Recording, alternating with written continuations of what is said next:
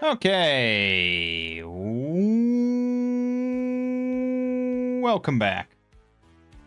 Solo role Mangging. Back again with Shadowdark. Because I do like it quite a bit.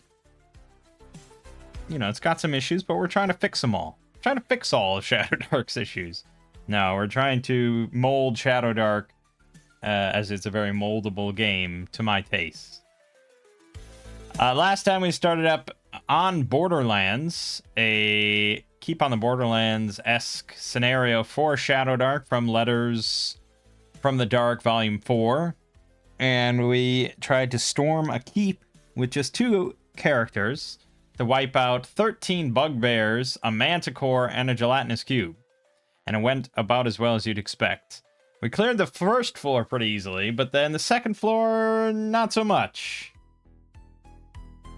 I think, the smartest thing, right? What I should have done, of course. I mean, it's quite obvious, and I really don't know why I was so reluctant. Was to just leave, right? Just leave. Just go back downstairs, walk out, go to the woods, camp out till nighttime, and then come back.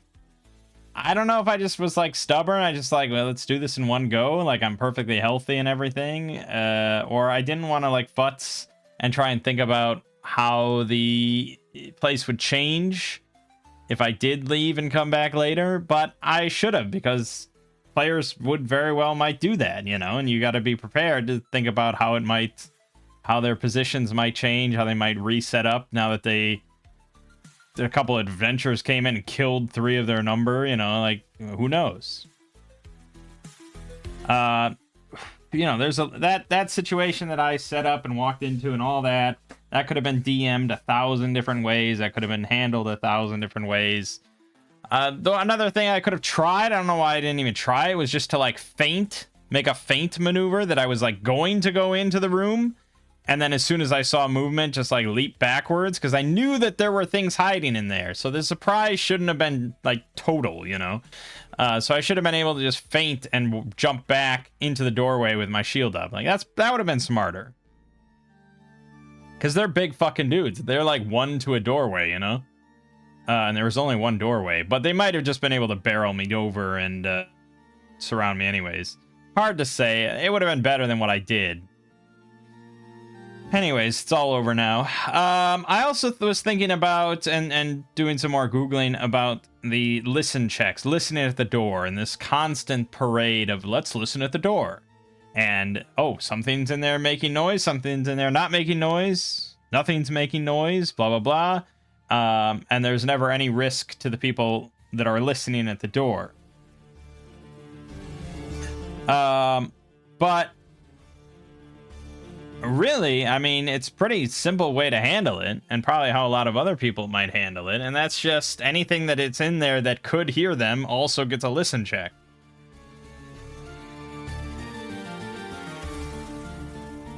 And it depends on the game, like how you want to handle that. Like Shadowdark, I'm pretty sure it's meant to be a wisdom check.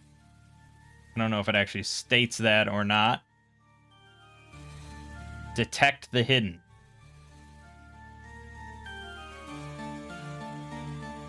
Yeah, I mean, you could do it that way. So you could set it... I mean, if you want to get really complicated and really involved, a lot of dice rolls, they always have to make a dex check to sneak up to the door, and then that's the number that anything listening in there has to roll against for their wisdom. Okay. Or you could just set it to a DC 12 every time, and that's what they roll against, blah, blah, blah.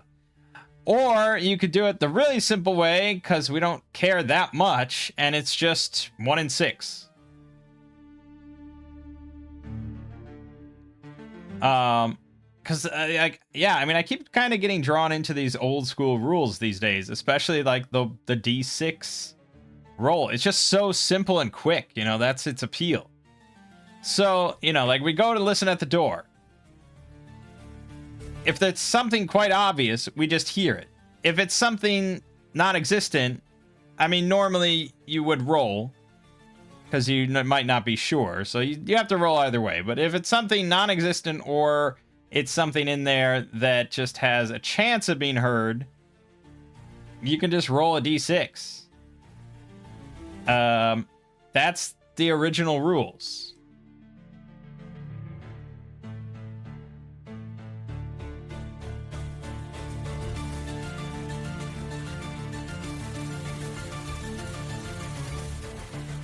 One in 6 of detecting subtle sounds beyond a door. Some types of adventurers may have an increased chance of success. Which I think is just thieves, right? Or no, elves, maybe? I think maybe thieves have a higher chance of listening. Hear noise. Yeah, so they hear noises on at level 1, a 1 or a 2. And they go all the way up to 1 to 5. So thieves are better at listening. Done. I mean, that's so simple. I don't know if elves get the bonus to that or just secret doors. I think it's just secret doors. Oh no, they also have a 2 and 6. But I mean, yeah, so I don't think that's what Shadowdark intends. I don't think that's how it's meant to do it, because it tries to have, tie everything to the D20, and it tries to tie everything to checks, and it tries to do stuff with advantage, so thieves would have like an advantage on their wisdom roll to hear something. But then you have to set DCs and all sorts of crap like that, and you might have to roll dex to see if they're quiet. And like, it's just, yeah, there's something beautiful in the simplicity of 1 in 6 or 2 in 6 or something, It's not very good odds, but again, it's like, this is for stuff that's really quite quiet. And so you can't ever be sure, really. And the important thing is, generally, that the DM rolls this. So the player can never be quite sure if there's something in there, or they failed, or they succeeded, whatever. So, important for the DM to roll that. I'm not saying that's the best way to do it, but it's pretty darn close to the simplest way to do it, The simplest would be to, I guess, to just tell them and call it a day, I guess. But that's not the most interesting way to do it.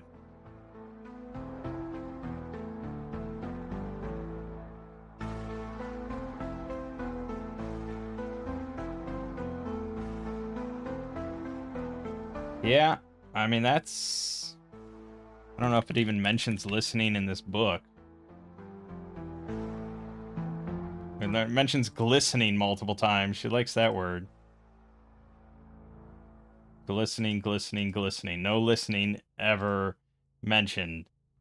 Unless listen is mentioned.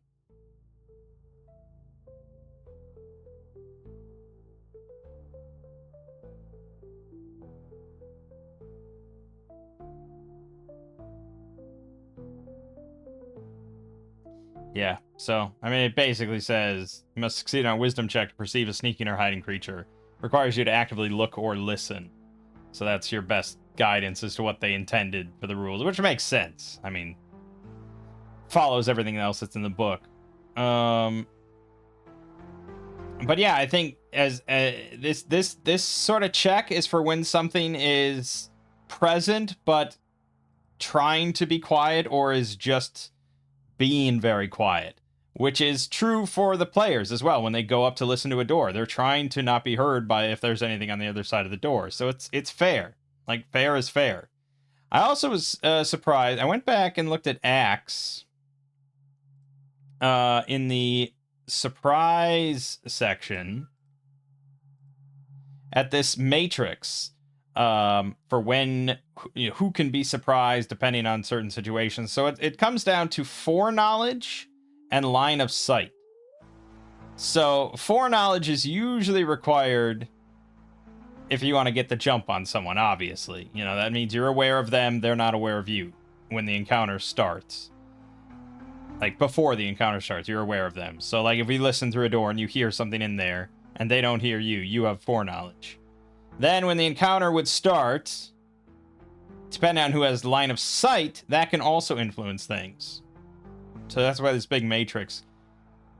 So if you both have foreknowledge of each other, you both have line of sight on each other at the start, there's no surprise. It's just an encounter. If the adventurers have foreknowledge and line of sight, and the monsters just have line of sight, such as if you know they're in there because you heard them, they didn't hear you, you kick in the door or whatever, even if you walk through the door, you can't be surprised, but the monsters roll surprise. You know, on a 1 or a 2, they're surprised. But the interesting thing here is that if neither side has foreknowledge, but you both have line of sight. So say you listen at a door, you didn't hear anything, and they don't hear you, and you just walk in, you both roll to be potentially surprised. Which makes sense. I mean, neither of you knew that there was going to be anything in the room. I think it's interesting to me because I assume adventurers always think that there's something there. Like, I would imagine if I'm in a fucking dungeon, I've just gone through 3 rooms filled with goblins, I might think there's goblins in the next room. I feel like, I don't know if I'd be surprised, like a surprise birthday party, if, 5 goblins are in this room. You know, it's like, so it's kind of interesting.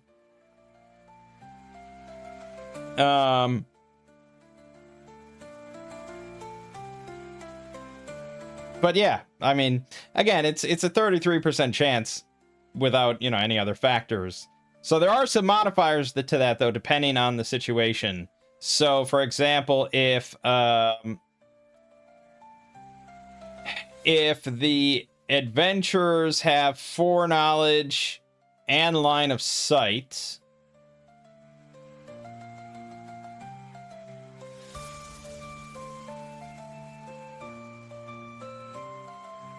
well, yeah, the line of sight thing is tricky, because most of the time when there's an encounter, you're going to assume that line of sight has been made when the encounter is being rolled, you know? But, like, the spider hovering over the adventurer there, the spider would have foreknowledge and line of sight.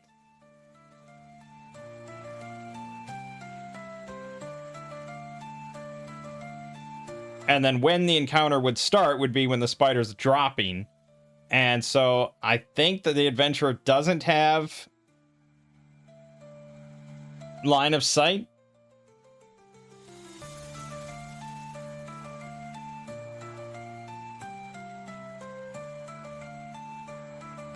I wish there were a few more examples given of, like, when you'd have line of sight and when you wouldn't. A side has line of sight if it can see one or more opponents when the encounter begins.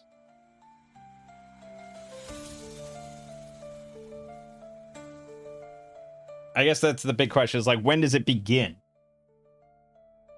If it begins when it drops, when it's like about to make an attack roll, technically, no, the adventurer wouldn't be looking at it, because if he looked at it, he would have foreknowledge. So in that case, the monster has foreknowledge and line of sight.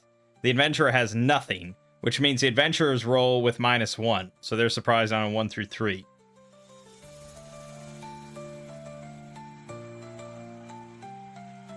And I suppose then if you're doing like a snipe, like if you're sniping somebody to start off an encounter, when the encounter starts, I guess usually when I do a snipe, I just give it as like a free shot. But I think if you follow the spider example, then you're meant to roll for surprise at the moment you're about to roll for the attack. I just always find that questionable, because it's like, okay, so we roll for that, I lose initiative, and then I don't get to fire, even though that was going to start the encounter. So I feel like that's always bullshit, but it's similar to the thing with the spider.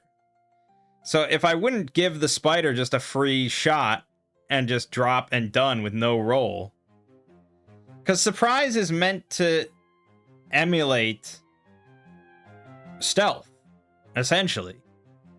Like, it is the stealth roll. Thieves get, like, move silently or hide in shadows or something, which is like a supernatural ability to be stealthy. But for most characters, stealth is represented by the surprise roll. So as much as I like usually where I can just do like a snipe and start off an encounter without them knowing, but you know, done.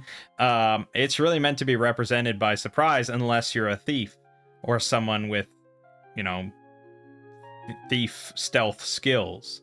Now that's obviously changed a lot in modern gaming. So I don't know. I'm a little conflicted about that, but I never really thought about it. Usually things should be equal on both sides, right? For monsters and for players, the rules should be pretty much the same. That's fair. So yeah, if I don't give the spider a free shot with no chance for the players to avoid it, I mean, usually the snipe thing is like you have to get into position and be stealthy. But if you're not using like dex rolls or stealth skills or something like that to do that, like if you're using an older school type of game, then yeah, you would have to utilize the surprise roll. And same with trying to detect the spider. If you're not using a type of game where you have perception or wisdom checks or something like that to notice it, then you use the surprise roll. I'm not really sure which I prefer.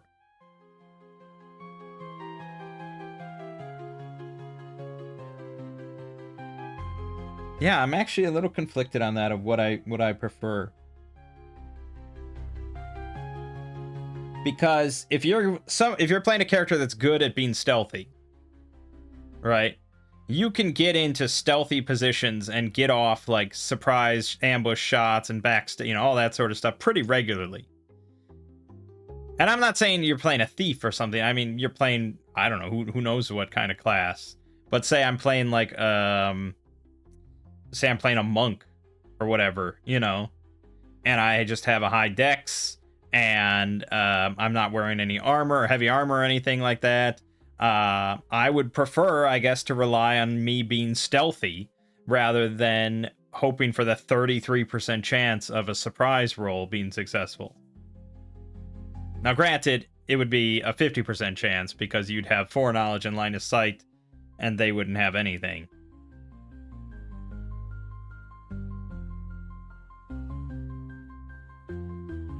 I don't know. I think we have to play just with surprise for a while to get used to it. Because I'm actually, I guess I'm kind of curious as to how Axe handles stealth and sneaking. I don't know if that's a proficiency or if it's just relegated to thieves or whatever. You can take the skulking proficiency, +2 on hiding and sneaking proficiency throws.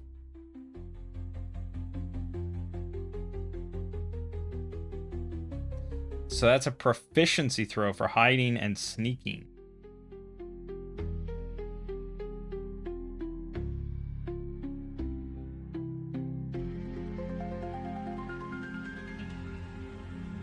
I mean, we're not playing Axe, but I'm just kind of curious.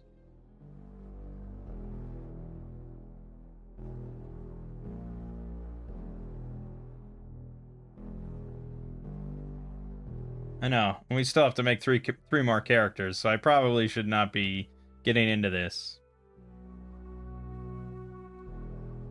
I assume that that's a class skill specifically for thieves. As in, not anybody can just pick up skulking as a skill. Yeah, that makes sense.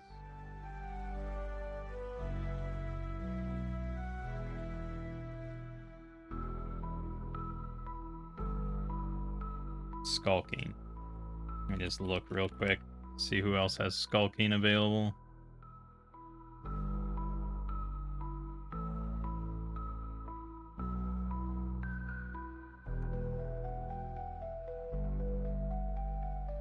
The assassin. That makes sense. The elven nightblade can get it. And that's it. Those 3 classes have it available to them. And that's just a +2 to hiding and sneaking proficiency throws. So, yeah, I think Axe probably intends for you to use the surprise rules as well. Because I don't think there is ability checks and things like that, you know?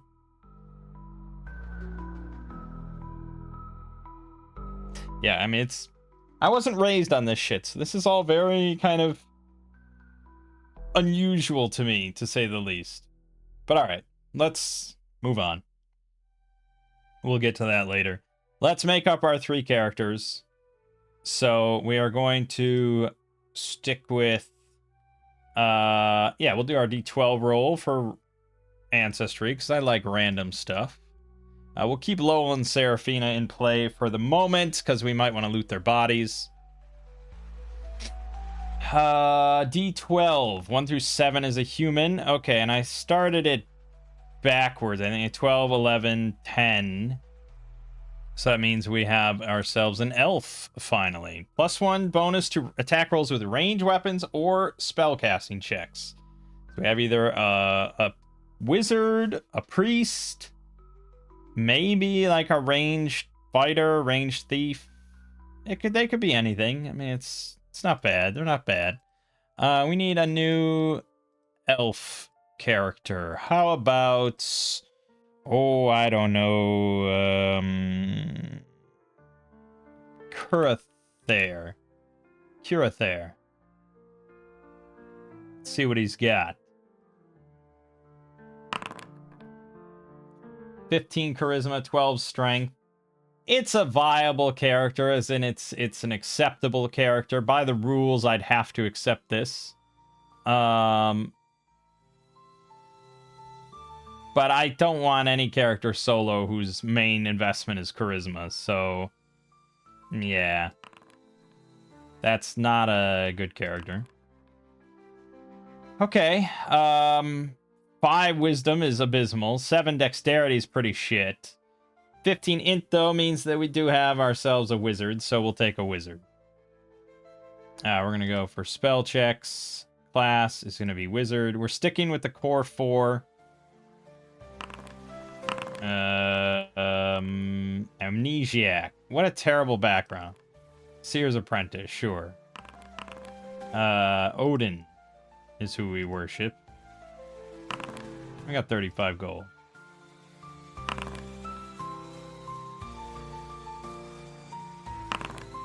+2 to intelligence or +1 to spellcasting checks. We'll go ahead and take intelligence.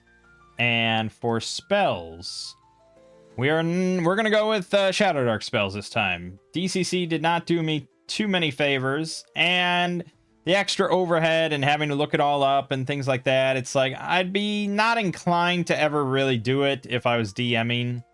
You know, if I was gonna DM a Shadowdark game for most groups, I would just use the vanilla Shadowdark. I mean, maybe I would use like Novice Magic or some other... I think there's even one of the Cursed Scrolls now that adds spells. Which brings up the good question of, I wonder what it takes to get those spells into Foundry. There's probably a way to do that. But we'll just stick with the OG set. So it's 1, 2, 3, 4, 5, 6, 7, 8, 9, 10, 11, 12. That can't be right. I miscounted. 3, 6, 9. No, it's 12. Huh. Alright. 4 is going to be Detect Magic. 2 is going to be Burning Hands. And 12 is Sleep. Big bada boom. Best spell in the game. Excelente. Our hit points are going to be 4 out of 4. Okay. And that's it. There isn't really much else that needs to be done when you're just making quick characters with Shadowdark. That's the appeal. Okay, so that's Curathair done. Let's roll up our second one. That's going to be a human. All right, we'll go with another female human. So how about, gosh, it gets tricky making up names constantly. Hilla. Human. Ooh, I mean, 15 strength, 14 wisdom. Not a bad cleric, but 5 dex, 6 con. It's just... And, I mean, yeah. If your net modifier is -3, I feel like that's pretty abysmal. Okay, that's better. 15 strength, 12 dex, 13 whiz. Do we want to make her a cleric or commit to being a fighter? Clerics are pretty handy, and we might not ever get anything better than this, so we're going to take her as a cleric. Or as a priest, I'm sorry. We were outcasts. We worship Saint Terragnus.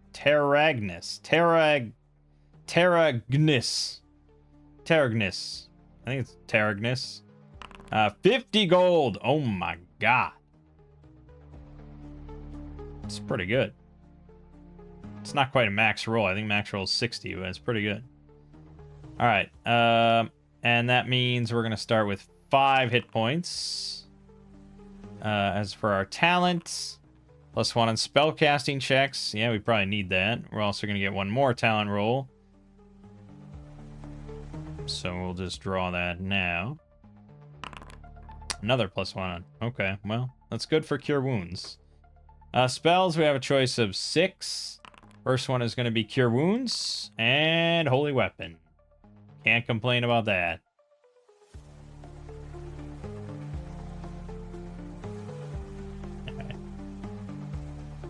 Excellent day. All right, and that is it for that. Outside of another +1. Boom.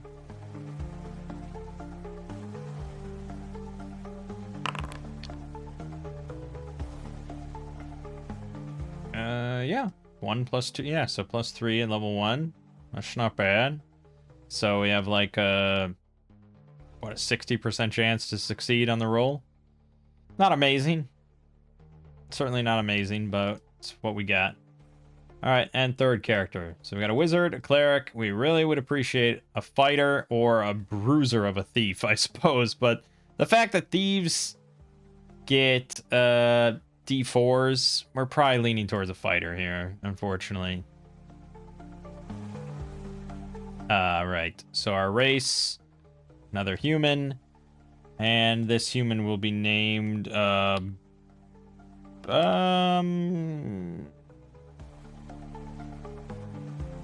Craig with a K.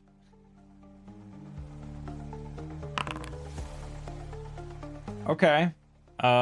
16 dex. He'll have pretty good AC. Yeah, it's okay. It's good. We're gonna take that. Could maybe make him a finesse fighter. I'm gonna take grit strength again. Background mercenary. He worships Ged. There you go, 60 gold. Man, we are flowing with gold. So for weapon mastery, let's look over the core weapons real quick. Our finesse options are daggers or go fuck yourself. That's the core option for a dagger. So we could pick dagger. That would be a strange fighter. He wouldn't be doing too much damage. I mean, I know we use axe equipment and stuff, but I don't know if axe even does finesse.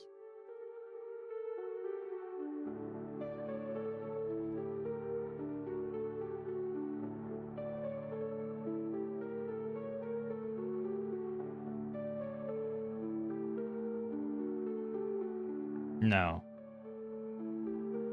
No, because they operate on a whole different system, so that's where it gets kind of tricky. It's easy for Tales of Argosa because there are no finesse weapons. Everything is strength for melee or perception for ranged.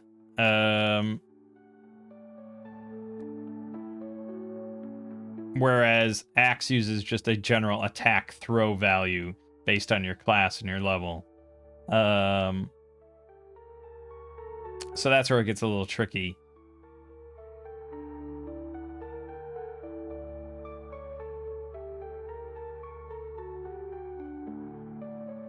I don't know, a dagger fighter. Is that even...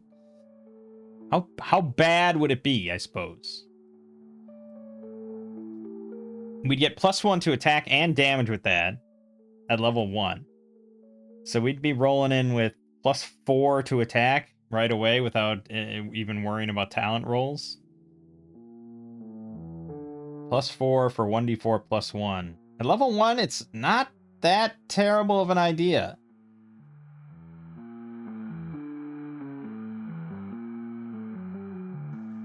Okay. Fuck it, we'll do it. We'll give it a shot. I wish there was another finesse weapon in the base game. But I can also understand why there isn't. Because when you start to have like a D8 rapier or something, Dex tends to just become the best stat possible. Because you have high AC and you have like high damage. You can just dump everything into one stat. Especially in a game like this where it has talents where you can choose like +2 to strength or dex. You know, you can just stack ball dex to 18 and then it's just kind of the best. Yeah, I'm almost certain that there is a in the player's companion, I think they do add rapiers.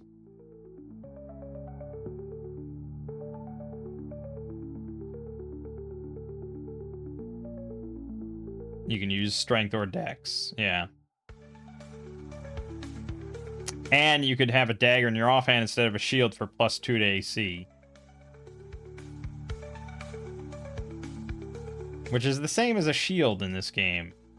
Actually, with the player's companion, it upgrades to 3 different types of shields for +1, +2, or +3 AC. I'm not quite clear on the rules that Shadowdark has or doesn't have for dual wielding. I don't think there are any rules.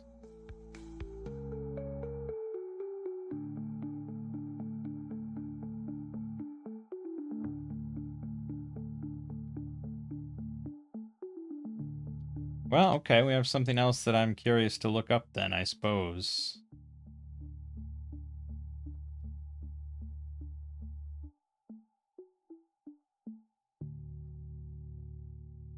Mechanically, there are no rules for dual wielding.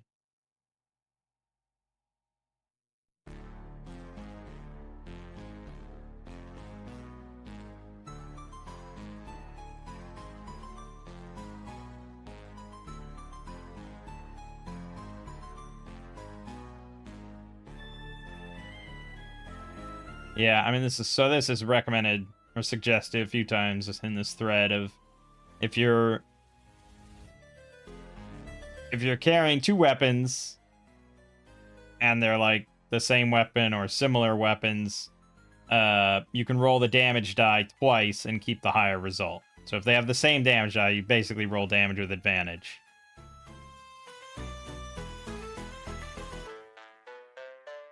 Yeah, common rules advantage on damage.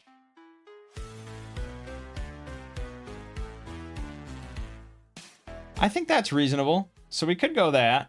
I would forego shield, but with with high dex, maybe an 18 dex we end up with, and wearing like chainmail armor or something. I mean, you're talking about a 17 AC or something, which is pretty darn good. So yeah, maybe we'll have him dual wield daggers. What an odd fighter.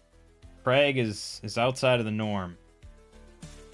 Okay. Fuck it, we're going daggers. Oh, he max rolled hit points. Excellent. Okay, so he got weapon mastery. Oh, for a different type of weapon, isn't that? He rolled a 2. Fuck, that's the worst. 1 additional weapon type. Okay, well, actually, that's not too bad, because if we give him a ranged weapon, he'll be pretty darn good with that. So probably longbow. Yeah, he's going to have 7 hit points. And we need a second talent as well. I should have rolled that right away. We'll do it manually. 9 is going to be +2 to strength, dex, or con. Yeah, we could get him up to 8 hit points, but we're going to go for 18 dex. Okay, don't change it that way, though. Because we want to keep track of what talents we rolled. Assuming my characters actually survive.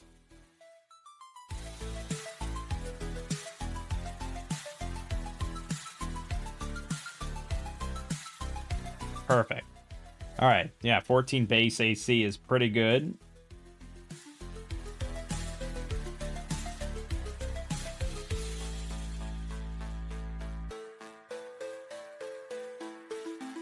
+5 on the attack roll for 1d4 +1, and we'll have advantage on the damage. Which means, yeah, I mean, in general, we're going to be hitting for 4 or 5 most of the time. Which is pretty phenomenal, because that's going to kill a lot of stuff at level 1. Except for bugbears, which have 10 hit points, not 14. Alright, he's done then. I mean, he's pretty simple. Not too bad. Unfortunately, he doesn't get any benefit from Hauler, because he doesn't have a positive con mod. So we could have gone Thief, but yeah, I really need a strong frontliner. And I think his HP... Yeah, I mean, his HP will... He would have 3 HP as a Thief. So we're already more than double that. Alright, so we have a total of... Ooh, a lot. 110, 145 gold. Very nice. I just bought 2 daggers, which are 3 gold each. So that's 139 gold left. We want to buy a longbow. So that's 7 gold. And arrows, which are 1 gold. So that's 8 more gold. 131 gold is what we'd be at.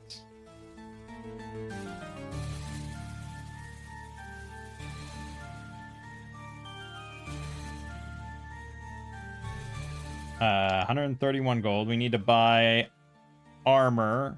Like I said, probably chain. It's a nice balance. It's medium armor. I think that's probably our best bet. So 131 minus 40 is 109. No, 91.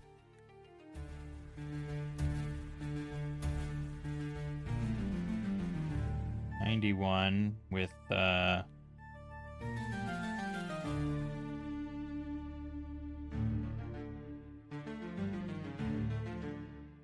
18 AC with dual wielding. It's pretty good. What an odd fighter. Okay, 91 gold left. Then we will go to the other characters. So Pilla is... Yeah, she wants to be in melee as well. So she's going to need a mace and shield for sure. So we'll go mace and shield. And probably chainmail as well. So that would be 51 for that. 41 with the shield. And then the mace is 5. So 36 gold left after that.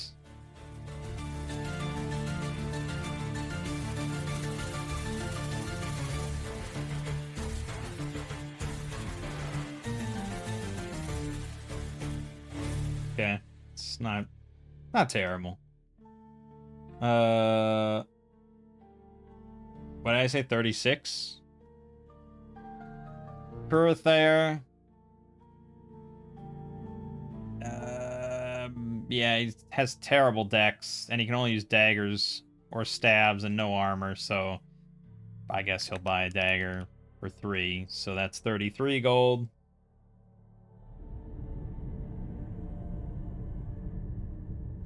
$33 gold means that we could each buy a crawling kit. Well, no, I mean, we're not using those values, but basically we could have a little collection for it. I wish Axe... Should I just write up, like, what a crawling kit would be? I should put that in a document somewhere and paste it onto this PDF. Alright, so let's try to put together an Axe crawling kit. What would it have in it? Basically, similar to, you know, the other things. So it would have a backpack, which is 2 gold. It would have... There's not that much in the crawling kit. Alright, so let's go tinderbox. It would have that. It would have It's torches. 6 of them, because that's what it comes to. Rations, 7. Iron spikes, 6. Grappling hooks out, that's way too expensive. And rope, 50 feet. Probably also comes with something else, but we'll take a look. I think this is what, like, everyone could carry. Oh, a bedroll as well. Yeah, definitely. This is what everyone would want. You can't go wrong with this. So it's 8 silver. Torch, 1 silver. The rations, using my pricing for iron rations. We'll mark that. That would be 3 gold. The iron spike, 6 of them is 1 gold. Rope is 1 gold. And the bedroll I usually do is 1 gold. So 1, 2, 3, 6, 8. 8.9 technically. Do we want to add anything on? Make it, I guess I could make it 12 torches instead. Unless there's something else here worth 1 silver that would be the bee's knees. Earplugs? Nah. Garlic?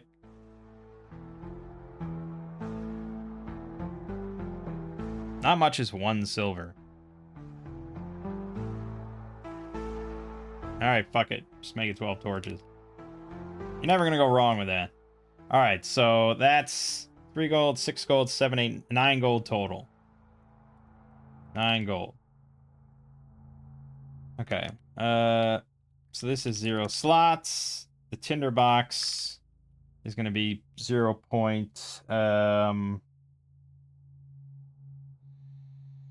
Yeah, 5. Someone showed like an image of like what an old school flint and steel set like looked like, and it's actually pretty bulky. The torches, that's going to be 2 slots. Rations, 1 slot for 1 week of iron. The iron spikes, 6 of them. That's going to be 0.5 slots. The rope, 1 slot. And the bedroll, 1 slot. So that's a total of, let's see, 2, 3, 4, 5, 6 slots. There it is.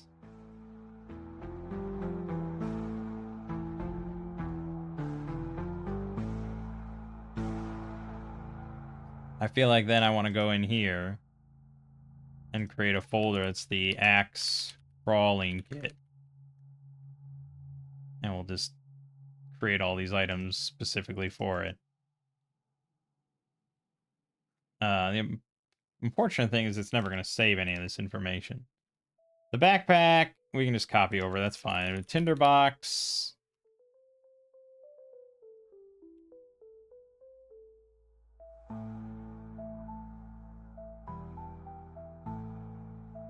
Okay.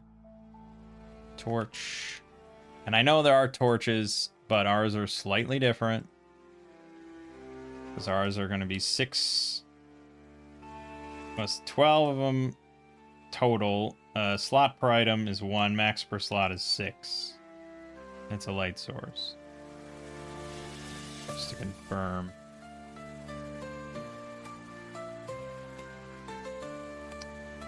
Alright, yeah, we won't do it that way.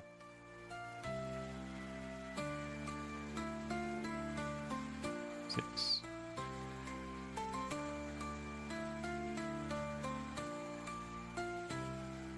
There's no way I can carry all this shit. Oh, right, that's because counting dagger is 1. It's outrageous.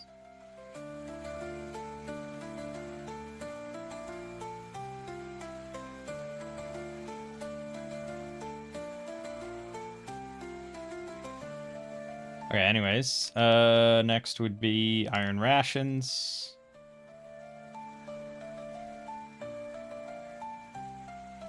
So this is going to be 7? 7?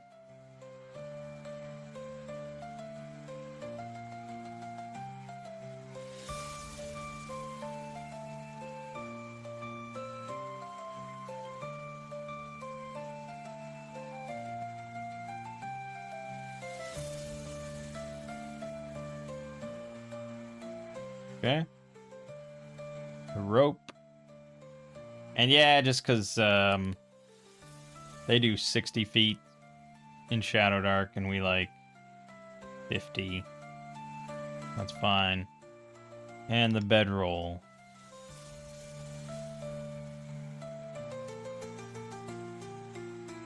I do question his ability to carry all this.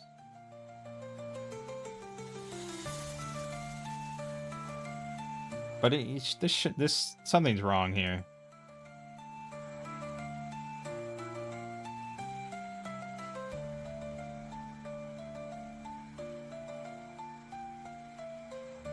This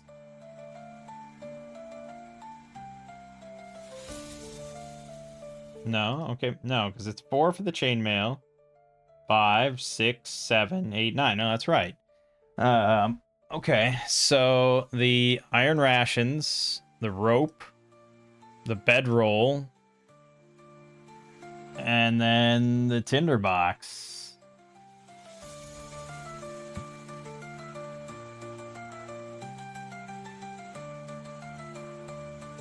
Oh, yeah. Okay, no, he'll just be... There you go. 13 out of 13. So I had, what, 33 gold. This costs 9 gold. So we'll have 6 gold left over. Okay, well, that's simple. So you can't carry jack shit.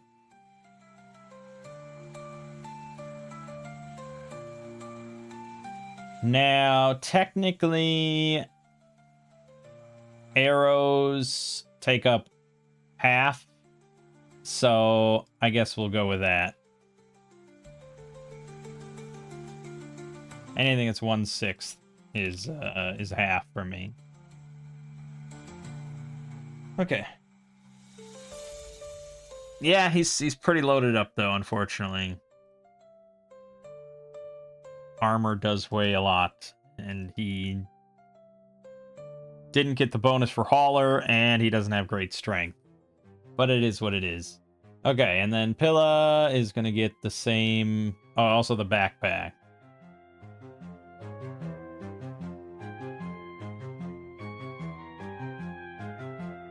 Backpack, bedroll, iron spikes, iron rations, rope, tinderbox, torch, torch.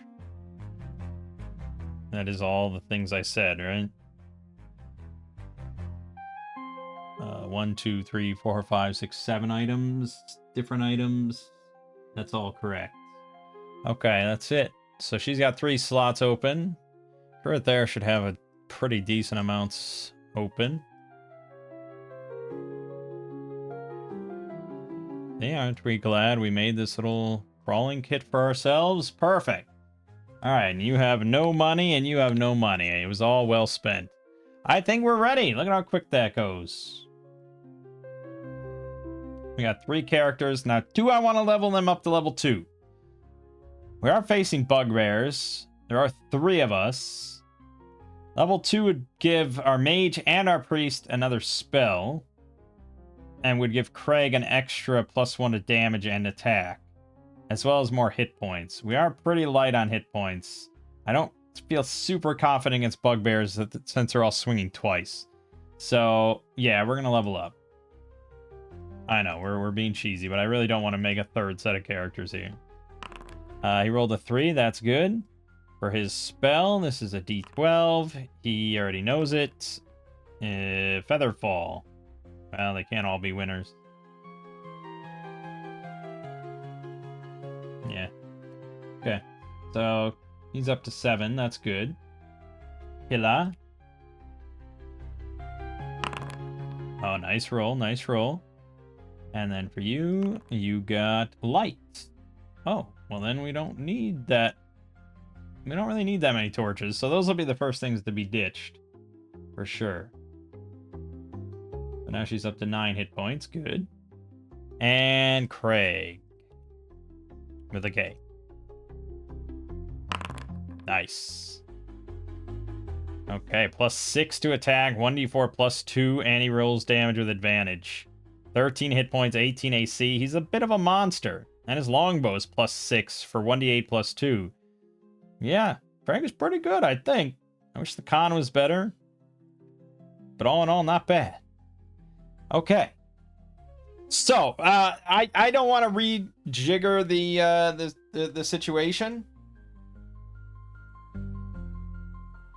I don't want to redo anything. So, we're saying that basically the guy that sent us this letter, that sent Lowell and Seraphina the letter, telling them that, hey, there's a keep, and we need it cleared out. Please, and if you do it, the keep is yours. We're saying that he sent that to, like, a couple different groups that he knew. You know?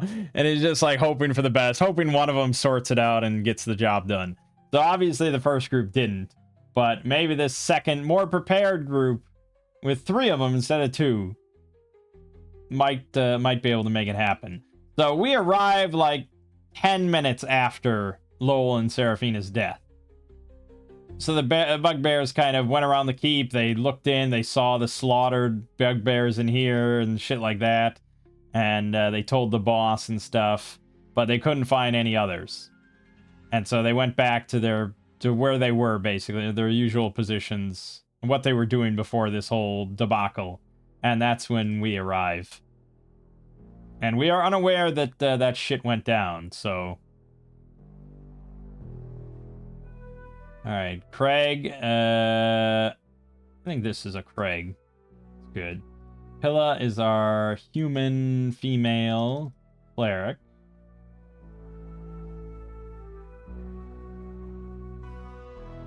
Go with that.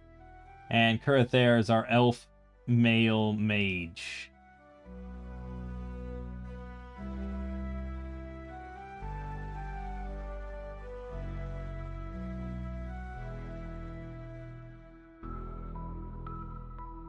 Perfect. All right. So we're gonna, I mean, yeah, I'm sort of repeat the same steps from last time, but no, I mean, we'll mix it up. Just, it's a different group. Maybe they make different decisions. So they're just gonna walk down the keep, you know, eyes open, ears open, eyes, you know, all the everything's open. And we walk in and we don't really see anything. We don't hear anything. So we'll go try the front door. We'll listen. There's nothing there, so I'm not going to make any rolls. And we'll just walk in. And we find a couple bugbears dead on the ground. Did we ever know what they were wearing or using or anything? Oh, spiked maces. Okay. Okay, yeah, so we find a couple dead bugbears here, and it's, sort of have Kurathair inspect the bodies. Okay, yes, he can determine that they were killed very recently by, you know, weapons. So perhaps some other group is already here. Maybe the place is already cleared out. Job's done. We should still be cautious, though. That means that this door is still not here. Remember, we removed that one, so that's gone. So we'll go in here. We find the chairs busted up and broken and things like that. And we find the books scattered around the room. And I guess probably, I think Lowell tore this page out and stuffed it in his pack. So that's not there anymore. There's many pages torn out, so we wouldn't even realize it, really. I mean, we'd probably spend time looking through the books to see if there's anything of value, but no. So now we're going to go into 4, and that's nothing. That guy still is alive, right? And he still has a cough. I think that was the one maybe that the snake bit. So his strength is a little lower. He's not feeling great. So we hear him coughing. We're going to try to be stealthy. Now, we can do it again. This is what we were talking about at the start. We can do this 2 ways. We can have everybody roll dex, and we have this coughing guy roll his wisdom, and if he beats anybody's stealth score, then he hears something. Otherwise, we can try to roll surprise, which is a bit more nebulous in this case.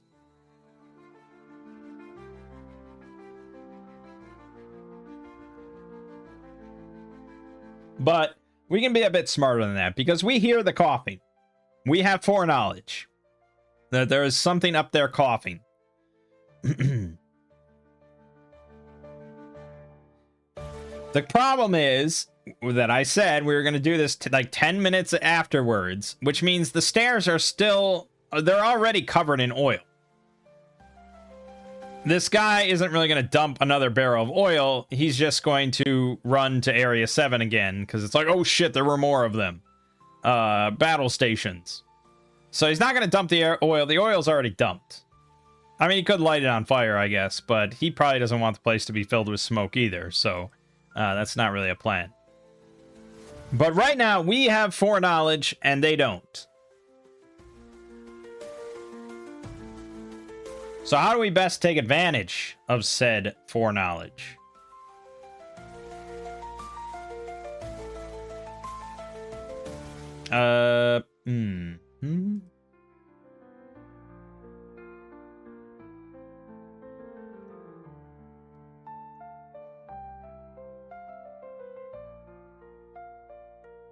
Well, we could try Sleep Spell. It's a 30-foot cube extending from me in one direction. So yeah, I mean, if he's up there, I assume it doesn't go through walls, and I think you generally have to have line of sight. So Kurathair could try to sneak up there and put whatever it is to sleep real quick. But he has 7 decks, 8 AC. It's a terrible plan. So just forget that. I don't think there is a great plan. Craig has chainmail on, which means he has disadvantage on stealth rolls and swim rolls while wearing it. He could quietly take it off right now and then sneak up. And we could try to do some sort of, he's going to slit his throat or something. But that's not really... You can't really do that because that's backstab. See? And that's the whole... that sort of issue of like, okay, so a fighter... Well, yeah. That's... right. Because as soon as he goes to attack...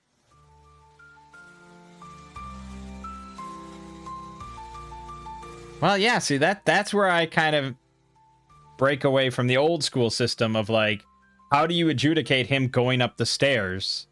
Is it just a 33% chance? That, I mean, if surprise is meant to simulate stealth, but that it's...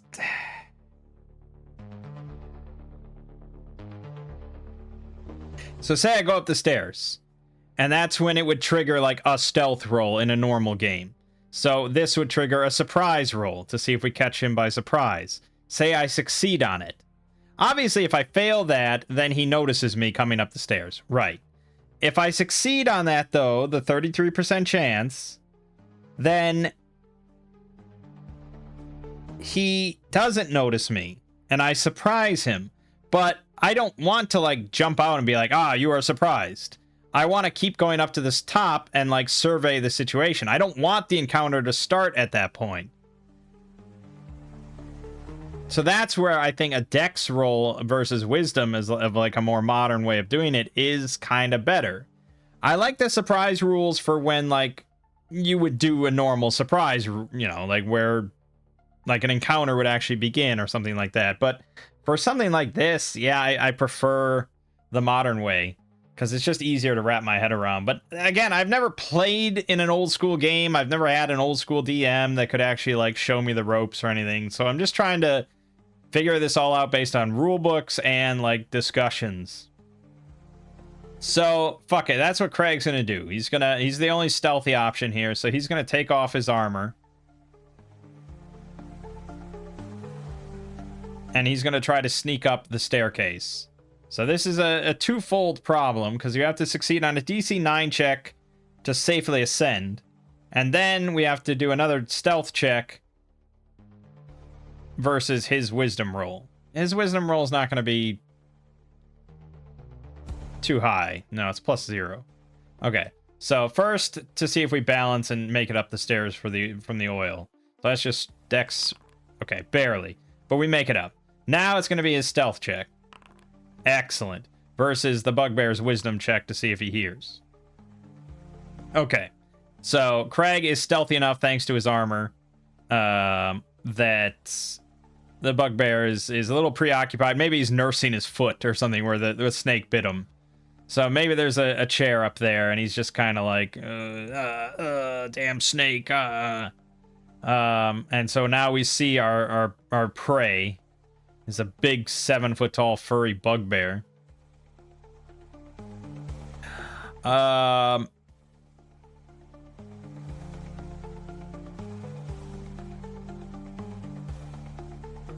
Yeah, I guess now I'm just gonna try to ambush him. And so I guess now would be a better way to do just the surprise rules. You could do another stealth check to see if you can actually get up to dagger range and stab him. But at the same time, couldn't I just pull out my longbow? But I suppose that's what the surprise rule, again, represents. It's like, it's not that quiet or easy to pull out a longbow and knock it and pull it back without him noticing. So the surprise 33% is, yeah, I mean, that seems kind of fair. So, but that's also not fair if I make it so that if it's a dex roll versus wisdom to sneak up on him, or just a 33% chance to pull out, if I pull out the longbow. So I really need to kind of pick here.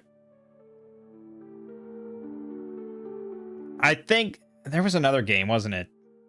Maybe that was Vagabond or something, but it's like, as soon as there is hostile intent, that's when an encounter begins. So when I was climbing up the stairs and stuff, I didn't have any hostile intent. I was just trying to be quiet. But here now, no matter what, there's hostile intent towards a target. So yes, I think we're going to switch now to the surprise rule. I have foreknowledge and line of sight. He does not have foreknowledge or line of sight, so he needs a 4, 5, or 6 to avoid surprise. Okay, so he does avoid surprise. So then as Craig sort of inches forward with his daggers out, my footsteps on the stone tile is just a little bit too loud, and he's like, huh? And that's when the encounter begins. Okay,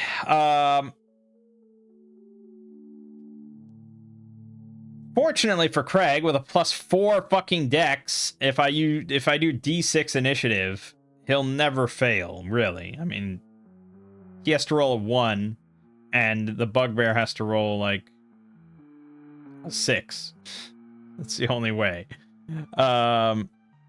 Which is why I think if I would do D6 initiative, it really needs to be individual initiative.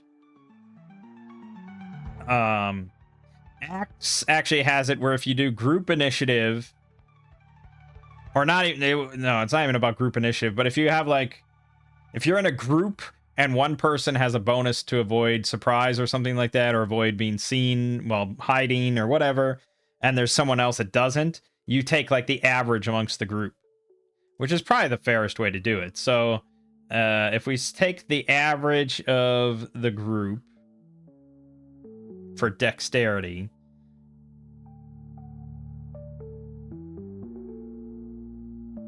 I have no idea how to calculate that with a negative value.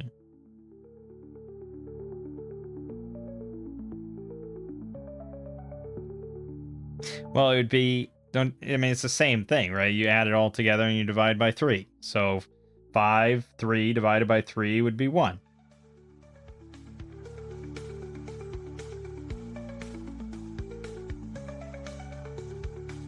I think that's correct, right? No, I think that's right. I think it is 1. But for this specifically, it's going to be Craig's initiative because he's the only combatant here. So I'm going to give that to him. So his initiative is 9, and the other guy's is 6. So Craig gets to go first. So we're on the second floor now. He sees there isn't a door here, remember. This one's gone for like 2d6 times 10 hours. So that's gone. So he sees this door. So he's going to, and maybe, yeah, I'm trying to think of where this bugbear would be. Maybe he was just sitting in a chair here. He's probably sitting in a chair here, and there was like the barrels of oil or something here. So he was just too preoccupied with his foot to notice me come up, but then he saw me like here. So I think Craig is going to position himself between the bugbear and this door and cut off his escape there. And then I'm going to swing with my dagger. Okay, that is a hit. And I could roll for damage advantage, but I already maxed it. So, yeah, we do 6 damage to this guy. He was at 13 hit points thanks to that snake bite. So we're okay there. So 6, that would be, he has 7 hit points.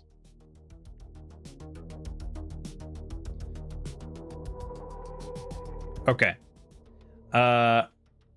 Then I guess they're going to have to roll for a separate initiative here, because they're not quite part of it. So we'll roll them together. The average for them is, I don't know, -1 divided by 2. Is that even a number that can be achieved? How do you do negatives?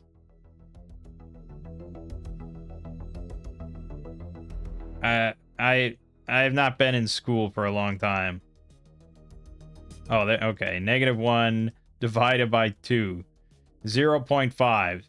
Okay, we'll round down and say, so in order to get up there before the bugbear can go, we have to roll a 6. Aha! Okay, that's good. So we immediately hear this, like, oh! As soon as we hear the, we start rushing up. But there is the oil. So we got to succeed on 9 or higher dex. Pilla did. Oh! Crit! Excellent. Okay, so we were at the bottom of the stairs. We race right up. And we're going to get to go here. Yeah, Pilla doesn't have anything to do, so she'll just run up and try and bonk him on the head real quick. Not that it's likely to happen. Nope, it missed. And then Kurith there. Yeah, so sleep is going to be tricky because they're in melee now. And then burning hands. It's basically just a PB AoE. It's like 5 feet around you in every direction. So that's not really good either. But I guess I'll rush in and try and stab him. So we're really blocking him off. Okay, well, we didn't.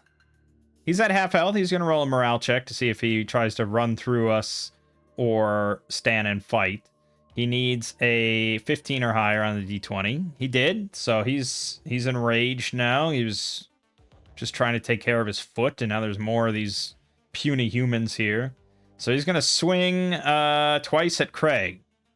He got 2 attacks, and he gets +3 per swing for 1d6. He crits, and he missed. Okay, crits in Shadowdark, I think just add... Yeah, we've already gone over this. So 2d6, 9 damage. We're going to need that Cure Wounds. But he dealt a pretty heavy blow to Craig. So... Yeah, that's not great. But new initiative. So now we're going to do the full group. So this is just a +1 to our initiative. 6 versus 2. Excellent. Craig will immediately try to stab this fucker again. And he missed. We're going to use a luck token because we need to drop this guy. Damn it! Damn it. That was really shitty. All right. Kurith there is going to... Yeah, just try to stab. We really can't do much. That is a hit for 2, so he's down to 5 hit points. Pilla is going to Cure Wounds on Craig. Fail. She will also use Luck Token because we can't afford to lose Cure Wounds just yet. She's just not very good at it. You know, I used to say for Shadowdark that I want, like, even if you failed a spell check, it still went off and then it was gone. But I think it's honestly a lot more fair if you... No, it's just gone. So it's gone. It is a little lame because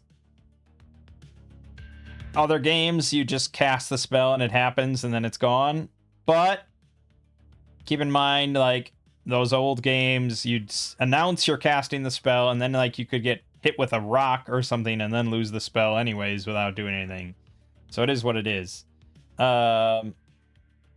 But yes, that was a whole turn of nothing, and the Bugbear is going to try to finish off Craig. So he gets 2 attacks at +3. They both miss miraculously. Jesus. We get our initiative. We rolled a 3. He rolled a 2. Thank God. Come on, Craig. You got this. Nope, he missed again. We're going to use Kurathair's luck token. We really need to end this. Thank you. That's a kill. Finally, just like back and forth, landed the dagger into his jaw and drops him. Whew. I think that's 65 XP for that.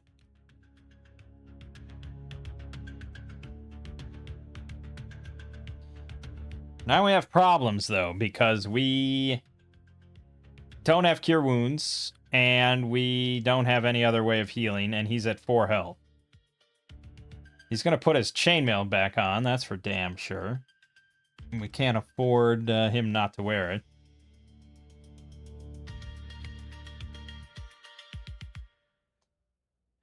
We'll go listen at this door. There's nothing in there. So we will slowly creep in. Maybe Pilla will be up front now.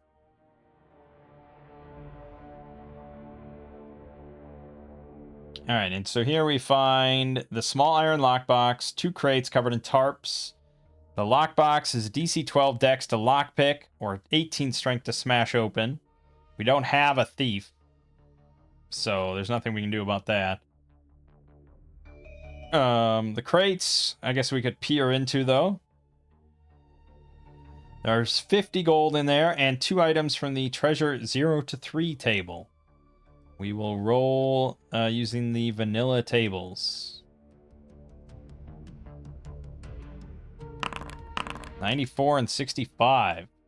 94 is an egg of the cockatrice worth 100 gold pieces. 65 is a fine set of ivory game pieces. Okay, does the egg of the cockatrice help us at all? Is that something that's useful?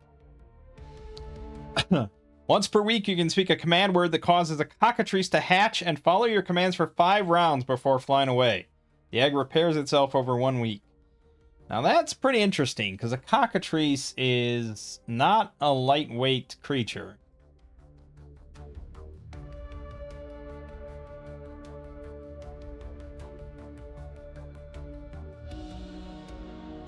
It's a level 3 monster, 14 hit points, +1 bite for 1d4 damage, and petrify. You have to roll con 12 or higher or be petrified. This thing could be very useful against more of these bugbears. Also, the fact that it's 14 hit points is pretty nice, and it's very expendable. Alright, we're going to pocket the egg of the cockatrice real quick.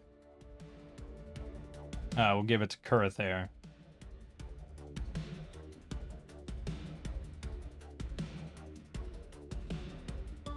Actually, no, it's basilisk egg. Never mind.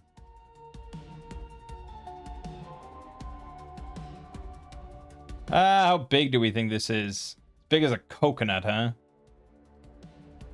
I guess that's kind of big.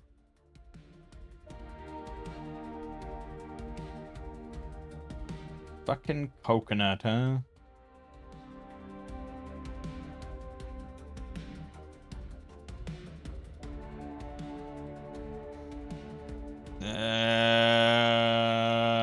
Oh boy. It's right in that sort of nebulous zone where I'm not quite sure if it's 0.5 or 1. Obviously, Shadowdark would make it 1. So we'll make it 1.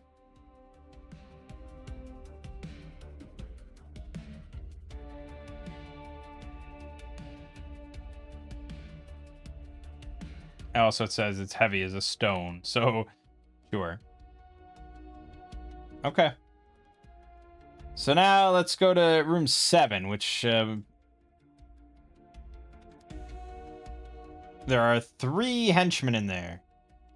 Oh, I think I only had 3 in there, so maybe one was taking a leak or something when all that went down, because there was supposed to be 4, including the coughing one.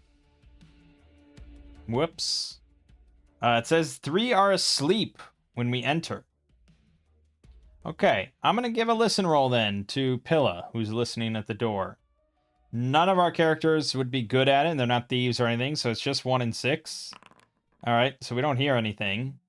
She just kind of shrugs.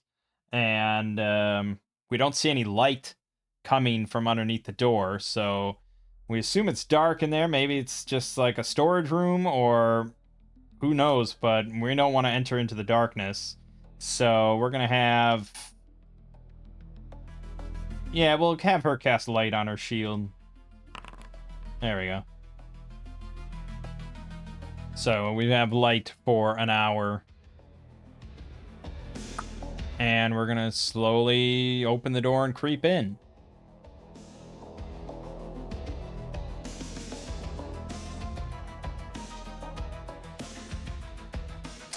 So, a sleeping enemy is not in a good position as far as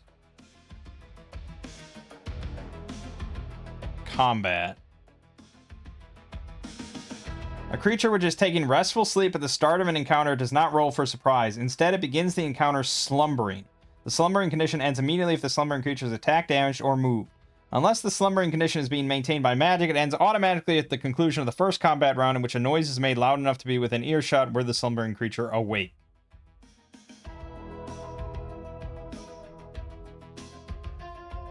Tricky, right? How do you adjudicate us, like, trying to sneak around and stab them in the throat before they wake up? I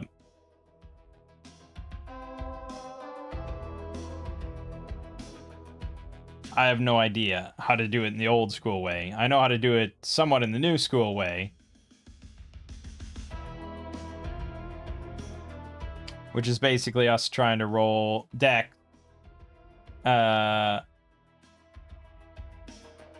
Versus their wisdom with disadvantage. That's how I normally would do sleeping. But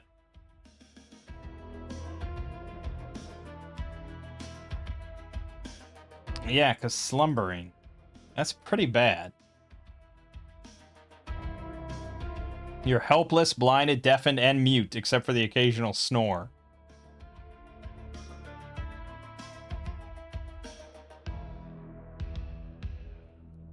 Huh. I feel like that suggests that we can just... If they're fucking mute and deafened, they're deafened. So as long as we don't make a loud noise, they're just dead? That doesn't sound right. Hold on, let me check the Discord real quick. I'll try to remember to turn the camera back on.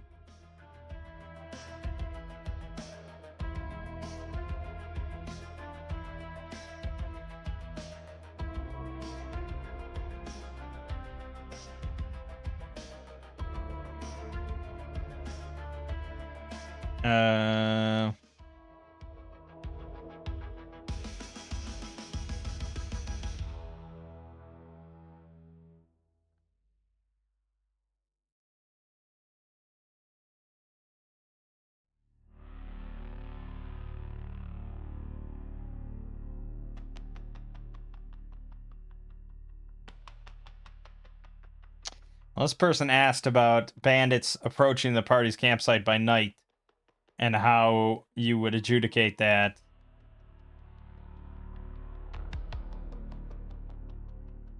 This person replied, sneaking / hiding rolls, vision range, hearing range.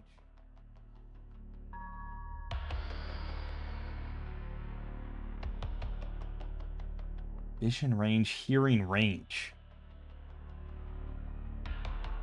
Doesn't really answer any questions, to be honest.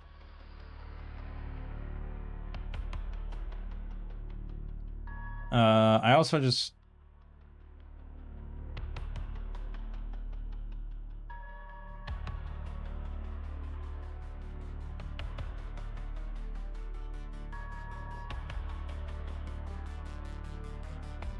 Hmm.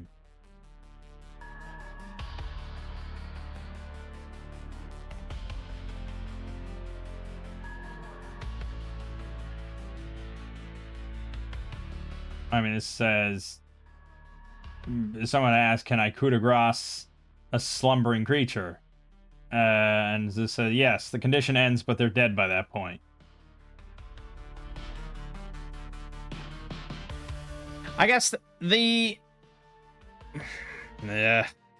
So you could say, okay, as soon as you coup de grace one, the others are going to wake up. They hear, like, his blood, the blood sort of, the stab and the, his death cry, whatever. But then it's like, okay, well, there's three of us, there's three of them. We all just stab them at the same moment. And that problem solved. Which I guess could work, because there's only three of them, and if we were trying to sneak up to a group of 12, it would be trickier.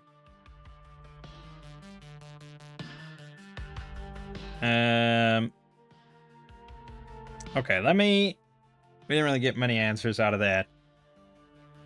Let me go to Shadowdark and see if they have anything to say about sleeping creatures. No. Okay, let me go to the OSR subreddit, see if they have anything to say about sleeping creatures.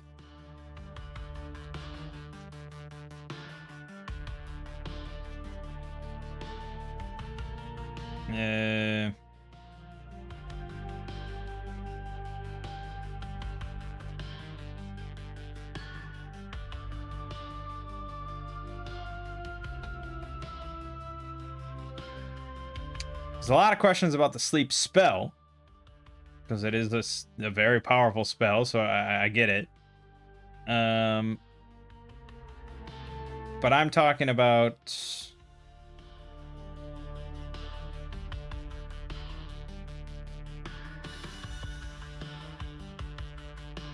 I don't think we have an answer.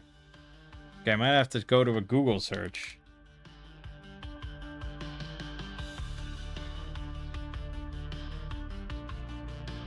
I'm just gonna get results for D&D 5th edition and stuff.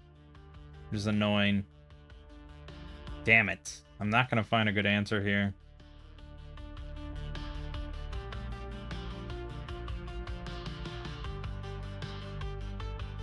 It's rare you come up across enemies that are just normally sleeping. Like, it's not super common, to be honest. But you feel it's like the classic sort of...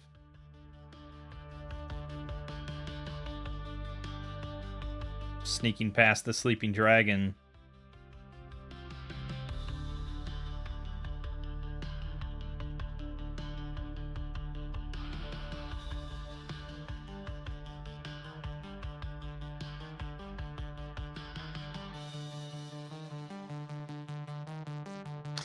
Honestly, I guess fuck it. Dex checks are the easiest way to handle this, and I'm tempted to just put it at a flat DC.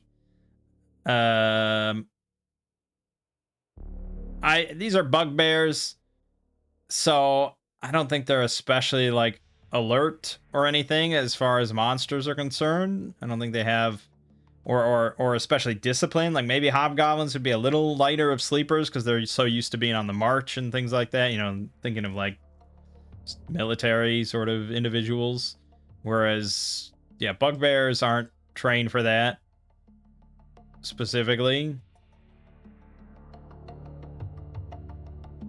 It says they were bred from hobgoblins and bears to serve as guerrilla warriors.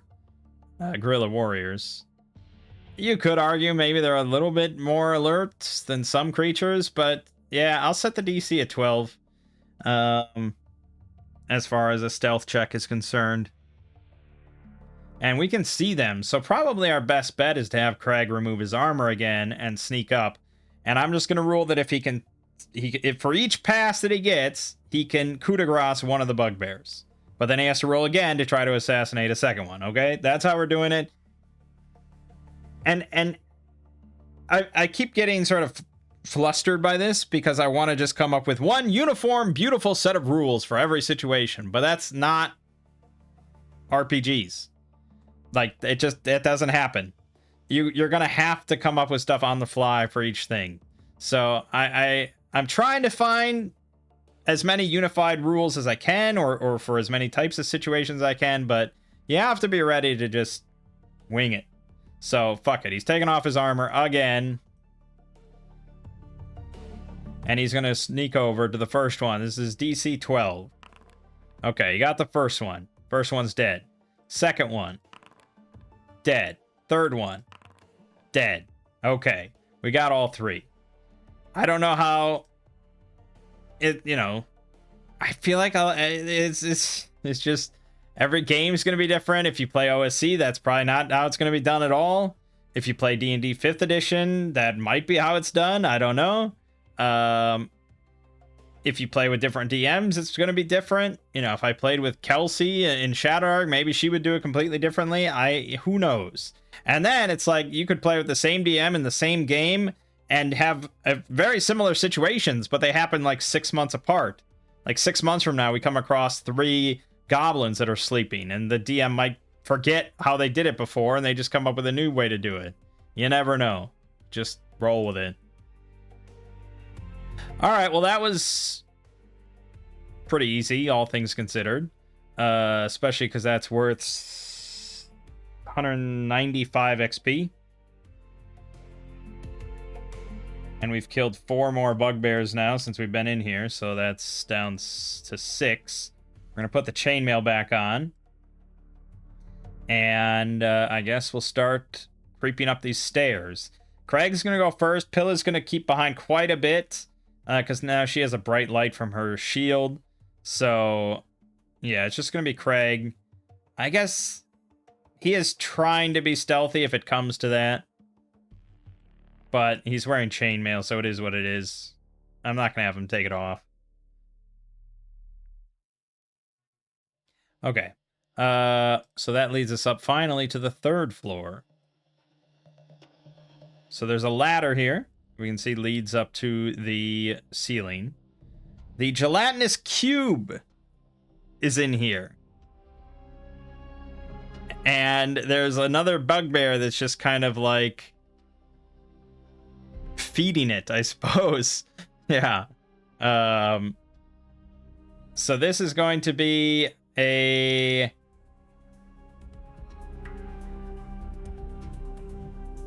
He's scouting. He does not have hostile intent at the moment. So he's scouting. So we're going to have him roll Dex twice with disadvantage. Holy shit. All right, he rolled an 18. So then it's between their wisdom. I can't imagine the gelatinous cube has especially high wisdom. But we'll give them both a roll. Shadowdark doesn't have group checks or anything like that, so... I imagine then if you're trying to sneak up on 12 goblins, there's 12 wisdom checks. Which is why it's difficult to sneak up on large groups of things. Yeah, he has +1. Okay, so the cubes rolled an 11, the other guy rolled a 14. Okay, so they have not noticed me. I'm peeking over they're around the corner here, and I see this bugbear feeding scraps of like meat. Oh, we also would have come across Lowell and Seraphina's bodies, probably in that room we were just in. Maybe thrown in a corner. Maybe they were already like, maybe they were preparing to butcher them or something, but they got tired and went to sleep. Probably they wouldn't have already been asleep, but I don't want to rewrite the module, even though that is something you probably should do. So we would have come across their bodies, though, and looted them. So Seraphina had a mace, a shield, chainmail.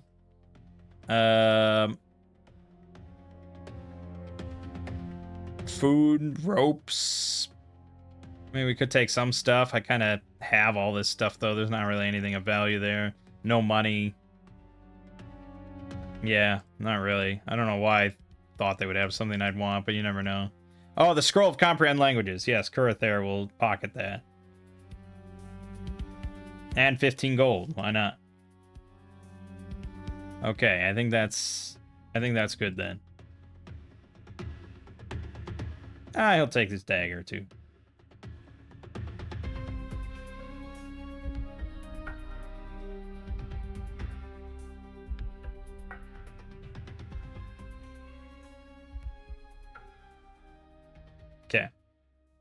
That's probably it. But we may note that they have chainmail mace shields. We might come back. But otherwise, there are prisoners apparently in here that we might want to arm.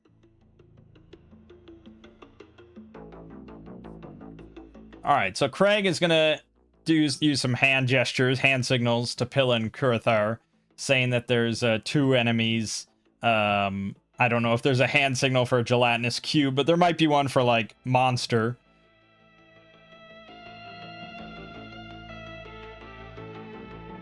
And basically tell them to hold as he pulls out his longbow. All right. And he's going to try to snipe the bugbear.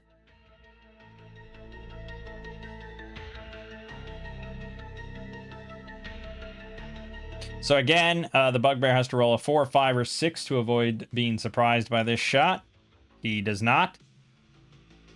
The cube technically also gets a roll because they're separate creatures. I believe that's how that works.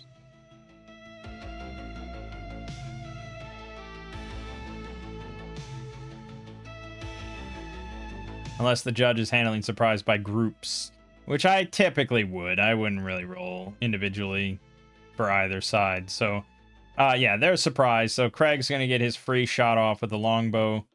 And a surprise creature is vulnerable. So in Axe, that means that they will be at a -2 to AC, or you get a +2 for your attack rolls, or +4 if you're ambushing or backstabbing, which I think is specific to the thief or assassin. I think. Yes. So that's a +2. As usual, Shadowdark doesn't deal with that, and I think Shadowdark specifically says if you're attacking a surprise creature, you get advantage. So he will have advantage on this roll against the bugbear. All right, that's very much a hit for 6 damage, dropping him down to 4 health. Remember, I already forgot that these guys have 10 hit points with the first bugbear we fought. So he's down to 4 hit points. And as soon as I fired it, they were going to start running up the steps. But now we're going to roll initiative. So it's group initiative. The cube has a dex of +1. The other guy is 0, so it's going to round down to 0. So we have +1, 4, and they have a 6. So they go immediately. He took a pretty hefty shot. But it says the module specifically says he won't flee while the monster lives. So they're going to attack. The cube can move up to near speed. So that's certainly a lot faster than the axe one. But at the same time, I feel like there's only really room here for one of them. So I guess the cube is gonna roam over to me.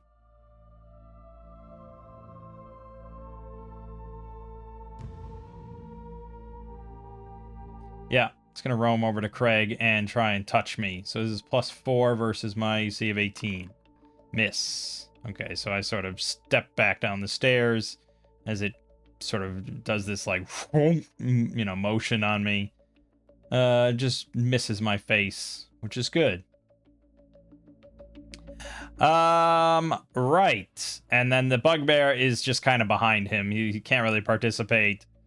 He probably could go get help, but he's specifically here to make sure nothing happens to the cube. But yeah, he's probably okay that the cube is dealing with us rather than him. All right, that brings us to us. So it's noted that the cube takes half damage from stabbing weapons and has 24 hit points with 11 AC. So Pilla's going to be pretty useful here. I really wish I had magic missiles. I could try to put it to sleep, but it's level 5, so I can't put it to sleep. Sleep only works on level 2 or less creatures. So Kurithar is fucking useless. Craig is pretty fucking useless. But Craig is going to step back and let Pilla take the front, because she's got the mace. So she's going to swing with her mace. I could throw Holy Weapon on first, but we'll just swing. Alright, yeah, 6 damage. Nice. So it's down to 18. That's a good start. Craig is going to fire off his longbow.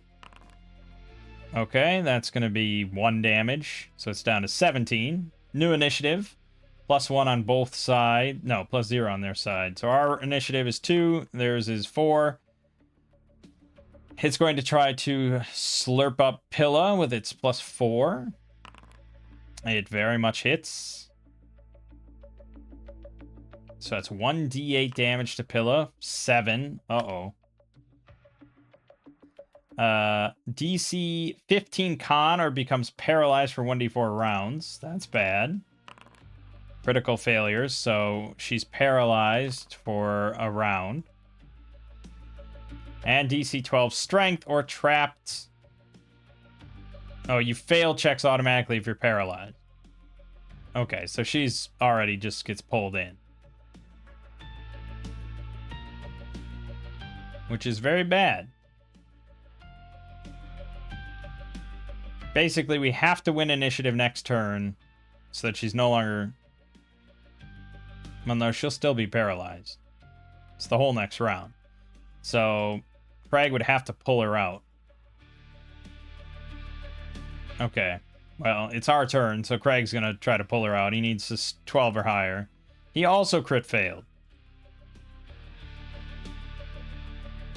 That's bad. New initiative.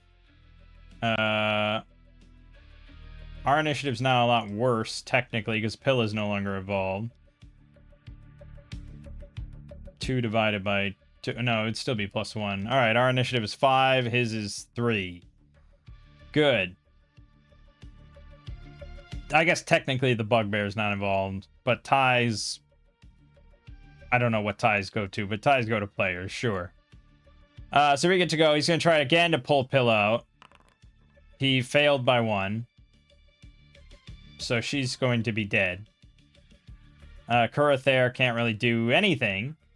So, completely worthless character. Awesome. The cube is going to go and is going to continue to consume Pilla for 1d8 damage. So she's down and out. That leads us back to initiative. Ours is 2, his is 2, so ties go to us again. Unless we give him the +1 and make it 3, but we're already up shit creek, so we'll take it. His strength check. So he fails again to pull Pilla out. So I'm pretty sure she's just dead, right? Oh, I'm in the Shadowdark book. Whoops. Dead, dead, combat, damage, death.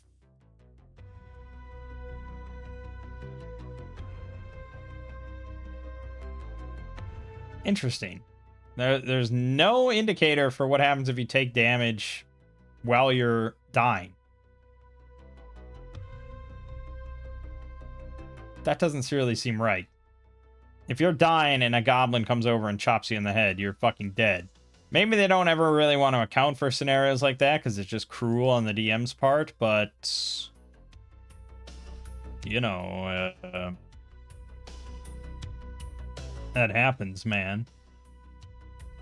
I think she's dead. I think she's fucked. So I think Craig and Kurathair are going to flee.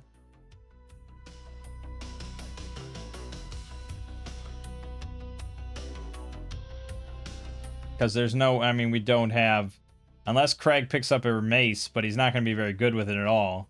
He's going to swing with +1 for 1d6 damage. He's going to die. There's no way around that. So, I think we flee. And Pilla is no longer with us. And I guess we flee Probably all the way back home to pick up a new companion. So we will level up again, or we'll heal during the long trek back and all that, and blah blah blah blah blah. We're gonna come back like a week later with a new character. Jesus. It's another human. It's Pilla's sister, Scylla. Who would have thought? No. Technically viable. Yes, but basically just all in on strength. Not a bad bet, but we might need a bit more utility than another fighter. No. Okay, it's viable. 14 dex, 14 int, 12 charisma. Could go for a second wizard.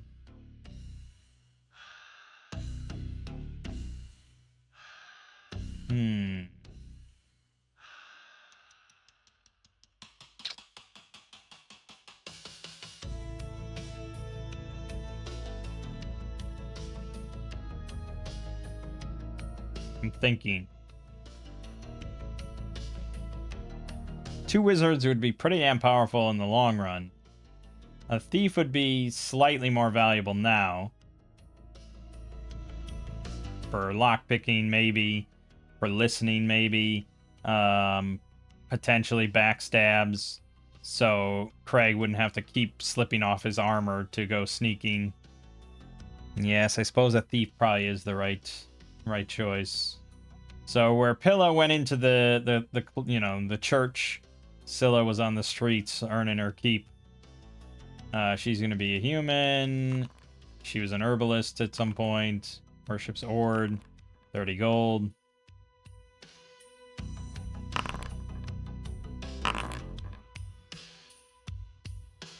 Yeah, draw 17 results. Oh, because 12 is pick any. That's right. Okay, so pick any for the thief. That was pretty good.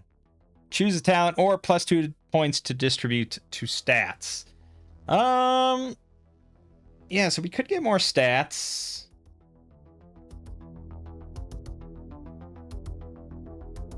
That's probably the smartest thing, right? Because then with our second talent roll, we stand a good chance of getting up to 18 dex. So we're just going to take +2 to dex. And then we'll roll 2d6 again. 4, which is your backstab deals +1 damage dice. Alright. Not bad.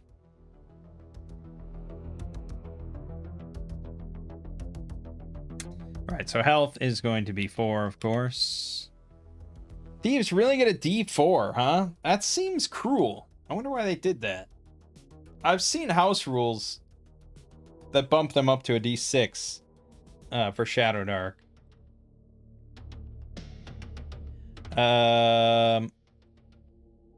And I think...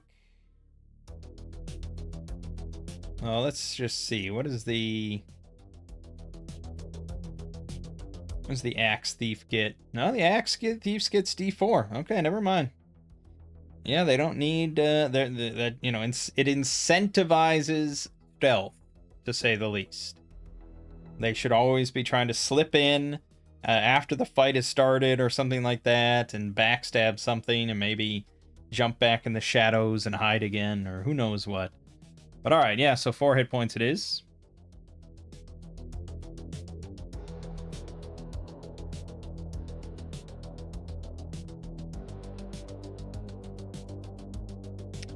And gear, we have 30 gold for her to spend. Well, technically we have 51 gold. She's part of the group, so we have 51 gold. Leather armor is a must. And then probably a short bow. And a dagger. Yeah, so we want finesse. And arrows we need for said short bow.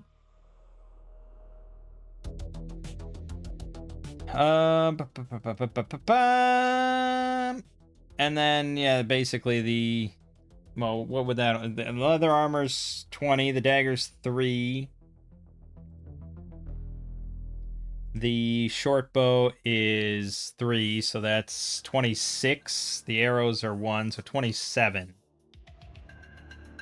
Okay, we'll spend 9 then on the crawling kit.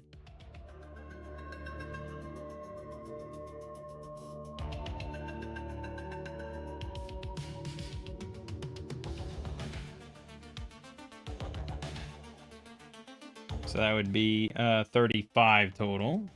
All your money. Okay. Good. She's ready to go. So she's got plus 3 on the dagger for 1d4 damage, or plus 3 on the short bow for 1d4 damage. Yeah, not much in the way of damage, but that's why backstab is really fucking crucial. Because she'll be dealing 3d4 damage with her backstabs, including with her bow. So she really wants to try to get that every time. And I know we usually just travel as one blob and just, okay, combat begins. But Scylla really should be separate from the pack as much as she can safely, so that she can try to get a backstab off at least once per combat. I mean, it's generally going to be once per combat at best, but you never know. Yeah, you never know. Okay. We travel back. So now I have to decide. They're down to 6 bugbears, the manticore, the cube. Everything's healed, so the cube's back to full and all, and the bugbear was back to full. I have to decide how they would redistribute 6 bugbears now that they've had, like, incursions. Probably they would be a bit more consolidated. Or we could say they found more bugbears and they just replenish their numbers back to full. But I think if we do that, we're never going to get through this. So we have to say that it's just the 6. We could just change nothing. I mean, we could just keep going as it is, which is maybe the best way. I mean, the players wouldn't really know if something got changed or didn't change. The only way they'd know, really, is if going through the first couple floors and everything is still as it was. But I think, like, all the bodies... Well, I don't know if they'd eat... They wouldn't eat the bugbears, but they'd eat all the humans and stuff. They probably fed the bugbear corpses to the cube. So, yeah, all the bodies are now gone. And the loot maybe got thrown into the treasure room, or... Yeah, probably, because the cube can't eat most of that stuff. Alright, so we're going to sneak back in. The place is still pretty quiet. We notice that the bodies are gone on the first floor. We notice they're gone on the second floor. And now we're going to try to... We're going to have Scylla now, our dedicated, sneaky person, sneak up towards the third floor, where chances are... Oh, that's where I am. Chances are there's still something up there. She's probably been scouting out the whole thing, but this is where it actually matters. So because she's a thief, she has advantage on all sneaking and hiding checks. Isn't that amazing? Okay, she rolled a 16. That's going to be versus their wisdom, which is +1 or +0. So the cube rolled an 11, the bugbear rolled a 16. Does that spot her? Does a tie do it? Who wins ties on that stuff? Well, if the DC... That's a good question, actually. I guess when in doubt, I'm a casual DM, so I lean towards advantage going to players, you know? So any tie that would be in favor of the players is usually what I lean towards, but I'm not sure in this case. Usually you say defender wins ties, but is the defender the person searching, or is the person sneaking? I guess the person sneaking is doing the offensive thing here. So technically, if we want to go by that definition, the bugbear would have spotted me. But I've already gone through way too much shit just trying to take over this keep. So I'm going to cut myself yet another break. Not like these breaks have helped me much. Okay, so she now sees the same thing that Craig did a week ago. A bugbear feeding, like, chunks of meat, miscellaneous meat, to a gelatinous cube.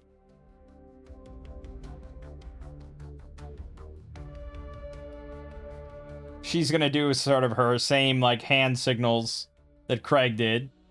And he's just, like, rolling his eyes and getting his daggers ready. And she's going to now try to snipe the... Yeah,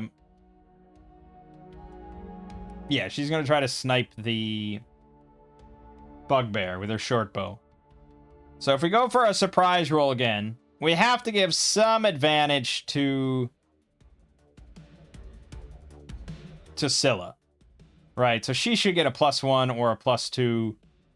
You could have the guy roll with disadvantage, technically, I suppose, to represent her advantage. If we wanted to continue the theme of advantage and stuff like that, you could do it that way. That might be a bit too overpowered, I'm not sure. Because then he'd have to roll, like... He'd have to roll a 4 or higher twice. But that is sort of her specialty. That is... I mean, she has advantage on all thief and sneak-related tasks. So I suppose that's fair. I'm breaking the system a little bit of... We're combining all sorts of shit, to be honest. But yeah, let's do it that way. So if Scylla is the only one involved in a surprise roll, the enemies have to roll with disadvantage. But if the others would be involved, we wouldn't get that benefit. Because, you know, you're only as sneaky as the least sneaky person. Alright, so he has to roll 4 or higher twice. He did not utterly fail. He's completely oblivious to her. She's so stealthy. She's going to roll her short bow. And this is going to be 3d4 damage. With advantage. That is an insta-kill, baby. That's what we're talking about. So his arrow just right through his neck as he's feeding the cube. Maybe even his body sort of slumps into the cube and he just starts to dissolve this guy's head.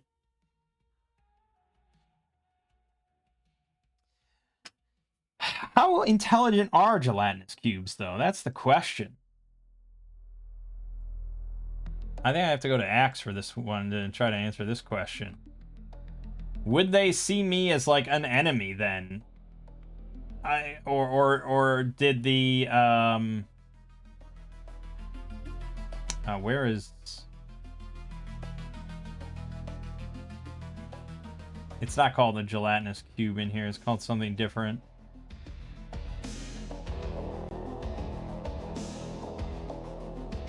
It's definitely in here. I swear it is.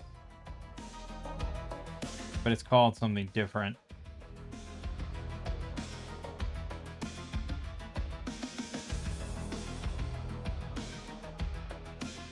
There it is. Gelatinous mass. They are utterly mindless and perpetually hungry, existing only to consume. Okay. So I don't know. If I was writing this module, I wouldn't have put a cube as one of the Manticore's pets. It says that it obeys a henchman handler, so... Okay, I don't think that's technically possible. But obviously they have trained it. That we just have to accept that. It has a -4 intelligence, which, I mean, is really abysmal. Like, an elephant has what? -2. So yeah, it's really, really mindless. But they've obviously trained it to just where they can, like, point or something like that, and it recognizes that to mean food. But there is no one there to point, and it's currently consuming this dead bugbear's head. So it is not really a threat to us at the moment. It's not so mindless, however, that we can just wail on it and call it a day. So it's preoccupied probably for a while. I don't think it dissolves stuff super quickly.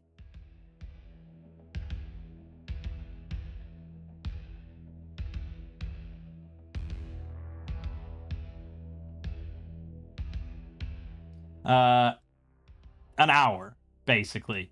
Yeah. So he's going to be eating that thing for an hour and not really have any interest in eating more, I would imagine. Because it was already being fed, and it can only handle 2 large creatures at the same time. And I don't think bugbears count as man-sized, but let me double check. Oh, they do count as man-sized. Okay, so it could probably eat more. Maybe. It might attack us if we try to move past it.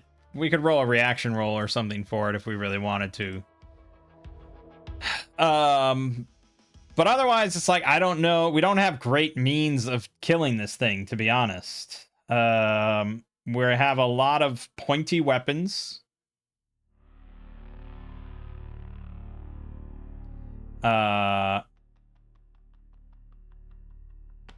You know, there's maces around, there's spiked maces around and stuff that we could grab if we wanted to all try and just beat the shit out of this thing. But it also could easily kill any one of us with paralysis and engulfing us, and we have no heals or anything. So I think probably we should leave this for later. And we'll just let it eat and try to walk past to get to room number 9. So let's roll a reaction roll for Scylla. She'll be the one to try to walk past it here to this door to listen to it and stuff to see if it makes a move on her. Okay, so no, it's happy to just keep eating for now. All right, so room number 9 is an alarm trap. Door from area 8 into this room is trapped. Door handle exhibits an unusual amount of tension when pulled. That's the indicator. Door is connected via strings to a bell in the middle of the room. If the door is open more than a crack, the bell rings, attracting all enemies on this floor and alerting villain on the roof. It's a DC 9 dex check to gently cut the strings once they've been noticed. On failure, the bell rings. Okay.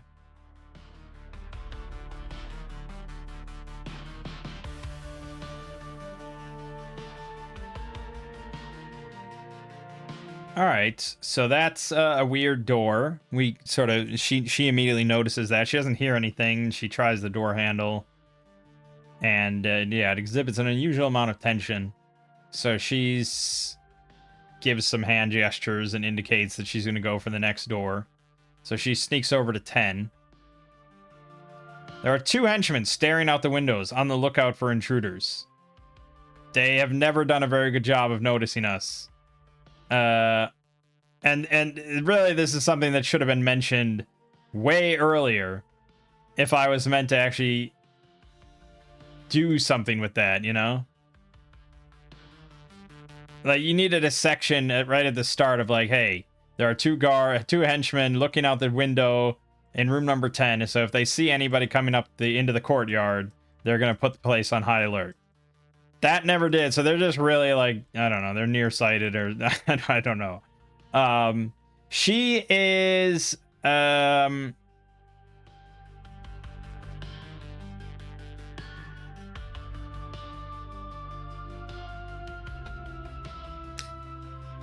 yeah, so she's listening at the door. Technically, it does not give her advantage on listening checks or anything like that. That's not listed. It's really meant for anything related to dex, to be honest. But I'm gonna give her the normal sort of old school roll of a 1 or a 2 instead of just a 1. Okay, so she does hear a couple, like, just very light speech, like just a couple words being passed from one of these bugbears to the other, because they think everything's fine. I mean, that snipe that she did was perfect. Like, that was fucking Hitman, Agent 47 shit. She executed him, and his body didn't even slump onto the floor because he fell into the cube. So it was perfect. They didn't hear shit. So, yeah, so she hears two guys.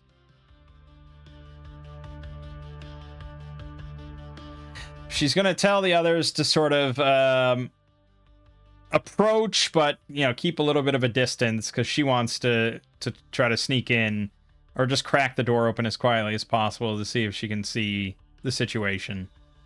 So she's going to do that. This is now going to be a stealth check for her with advantage. 15, okay. That's good enough. I'm not going to roll wisdom or anything. Just because I'm a lazy bastard. So DC 12 is just always so easy to do, you know? Alright, so she sees two bugbears. One of them standing here, one of them standing here.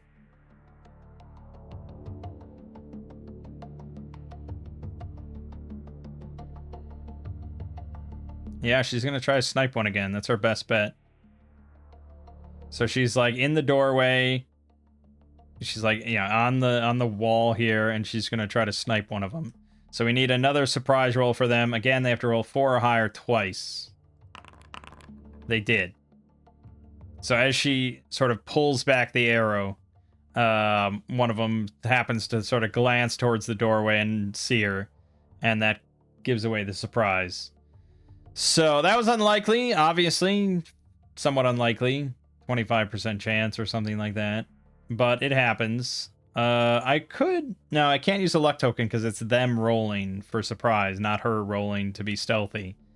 It's a little bit unfortunate. I have seen some people use a house rule. I don't know if it's listed in the modes of play or anything. But a house rule where you can use luck tokens to make the GM reroll. Yeah, well, that is the pulp mode, yeah.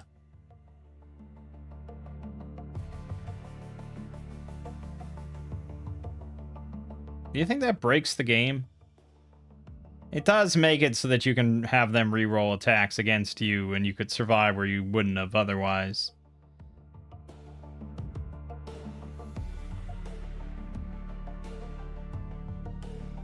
I'm probably okay with it. Like, I don't want to play with pulp mode. I don't want to start with 1d4 and turning hits into crits and getting extra actions and stuff, but I think that specific aspect I'm not as worried about. Luck tokens don't flow that fast, especially if you're playing with a normal group, and the DM has to give them out specifically. Depends a lot on the DM. Here, I get them anytime I roll a crit, so it's very static, but yeah, fuck it. We're going to do make them re-roll that. Alright, they failed that time. Excellent. That's why we did it. Alright, so short bow, backstab, advantage. Ooh, only 6 damage. Not quite a killing shot. Pretty painful. But I was a little low, maybe. Went right between the ribs or something. Okay, and now we're going to roll initiative. So our initiative's pretty good now. That's 5 divided by 3, round down, which I think is 1. Okay, it's still 1. Damn, really? No. 7? Oh yeah, 5 divided by 3. Yeah, okay, 1. All right, and there's a 0. So our initiative is 3, their initiative is 4. They get to go first, so they're immediately going to charge at Scylla. No. One of them is going to run to Area 9.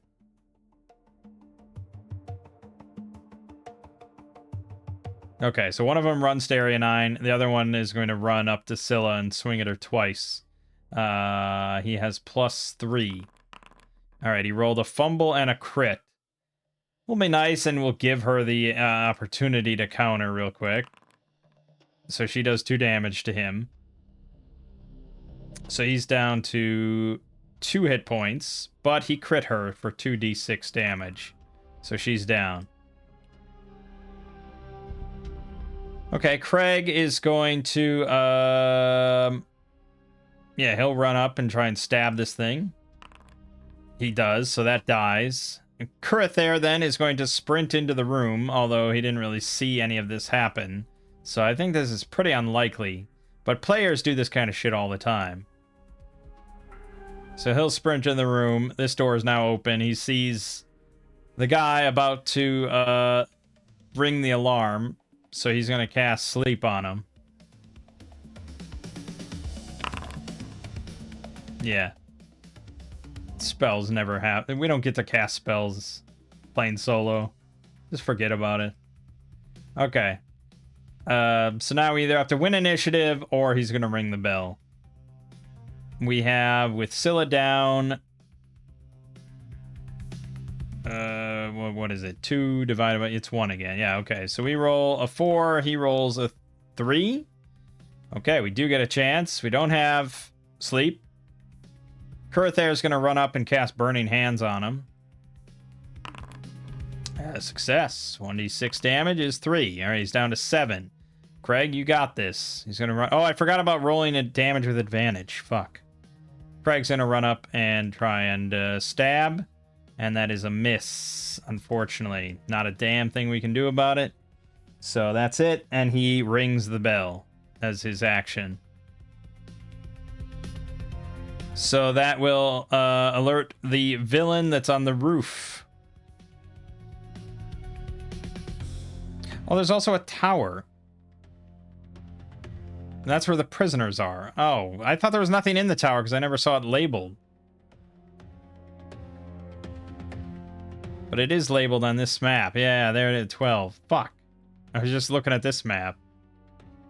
I saw the tower, but I just thought it was like decorative. Yeah, I'm an idiot. Oh well. They would probably hear that as well.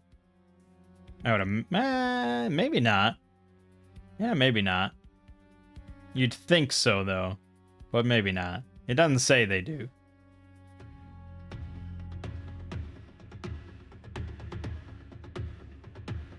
Alright, so it just can't be surprised or snuck up on now, so it's watching that ladder intently.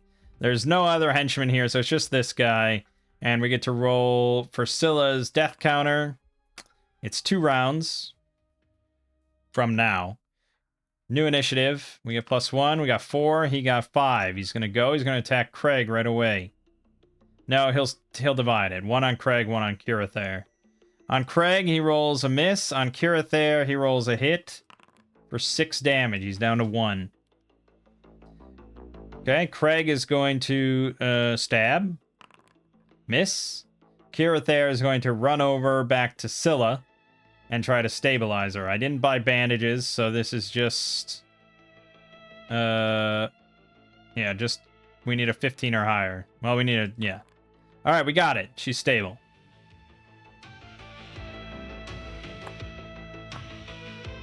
What was the initiative there?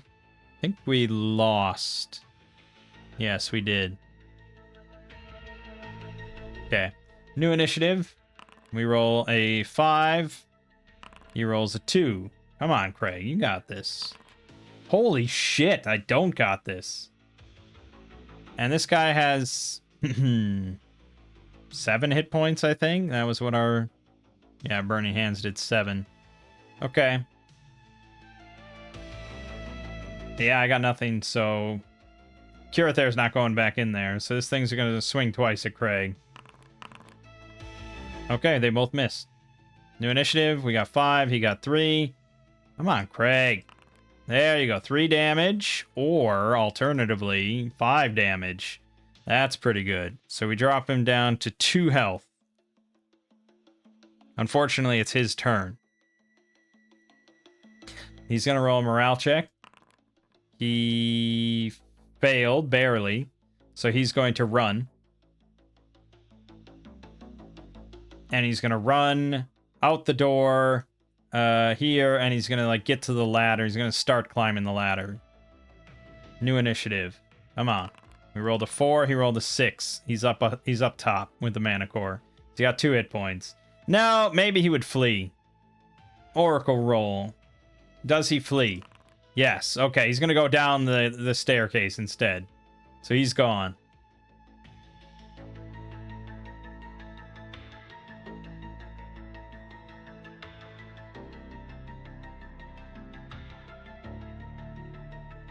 You could have the Manticore flee. It does mention that as a possibility. It says, especially the villain could flee the keep prematurely. And then you could say that the bugbears in the tower with the prisoners see the Manticore fleeing and they're like, okay, well, fuck this, and they flee as well. We could do that if we wanted to cop out on everything. The only reason I say this, though, is because of Craig trying to solo a Manticore, which I imagine is not super easy. There's a lot. Manticore. It's a level 6 monster, has 14 AC, 29 hit points, attacks twice at +6 for 2d6 damage each.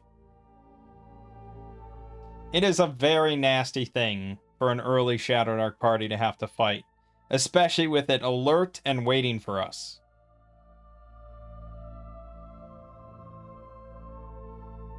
They are... I mean, they're not that... They have the same intelligence as an elephant, but they can speak, sort of. It's probably the least negotiable villain of this list, I would imagine. A Drow Priestess, a Druid, a Mage, a Hag, a Reaver, an Ophid. I mean, Ogre maybe also, but they're more manipulated. I mean, they can be manipulated a bit more, I think, than a Manticore. Manticore seems just really hateful. So, yeah, we've got really, like, honestly, probably the worst fucking roll possible, I think, for this dungeon. Bugbears and a Manticore with a gelatinous cube just seems bad.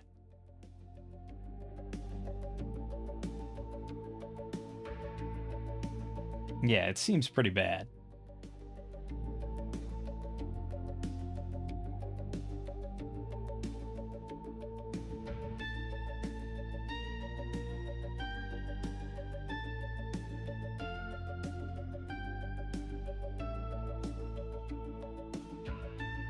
Yeah, that's not even getting into the fact that if I played this as like combat as war, it would just fly into the air and shoot spikes at us constantly until we died. So there's really just no hope of beating this thing. So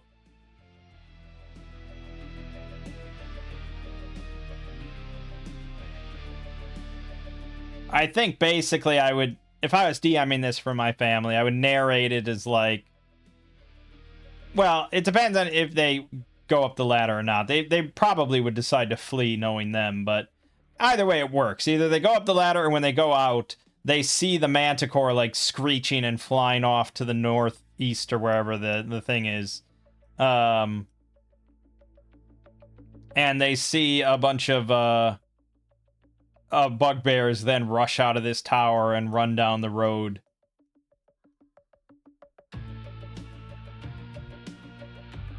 Yeah, that's probably how I narrate it. They don't mind that sort of thing.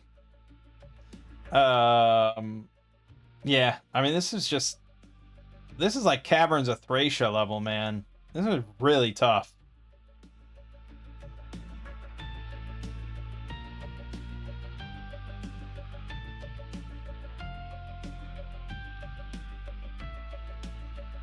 I don't know what they intended for the level of this to be at, but I thought it was just level 1 and like 4 characters.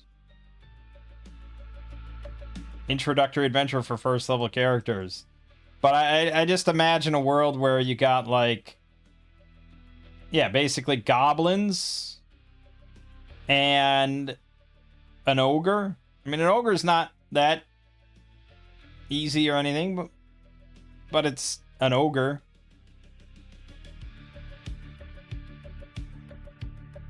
Yeah, I mean, it has 4 hit dice, 14 armor. It's not super great, but you could do stuff to it pretty easily. It's 4 hit dice versus 6, and it doesn't have a ranged attack or anything. Although, I guess I'd have to look at the Shadowdark ogre.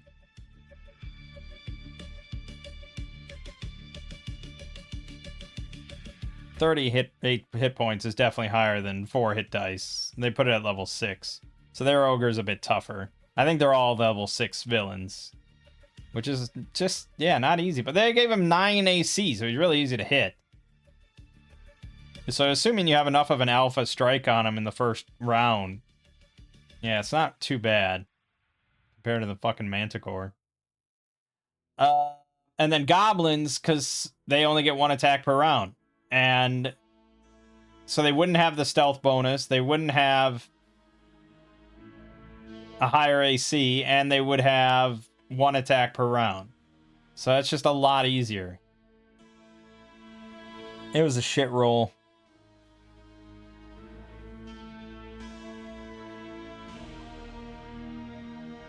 Alright, well, so let's just narrate it then. So we go check out the tower then, where we find 5 human prisoners. Peasants whose hand and feet are bound.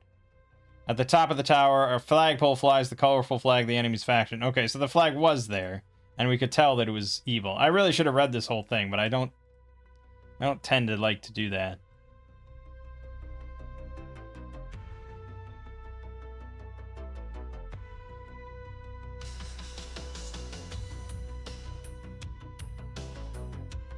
Okay. So, all in all, then the cube. I guess we'll have all the 5 prisoners, the peasants, all grab maces, spiked maces and stuff. And we'll just surround the cube and beat it down.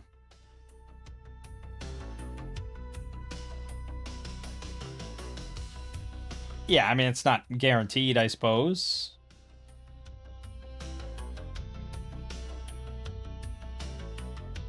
Peasants have +0 to hit, which isn't phenomenal. And the gelatinous cube has 11 AC, so they'll hit 50% of the time.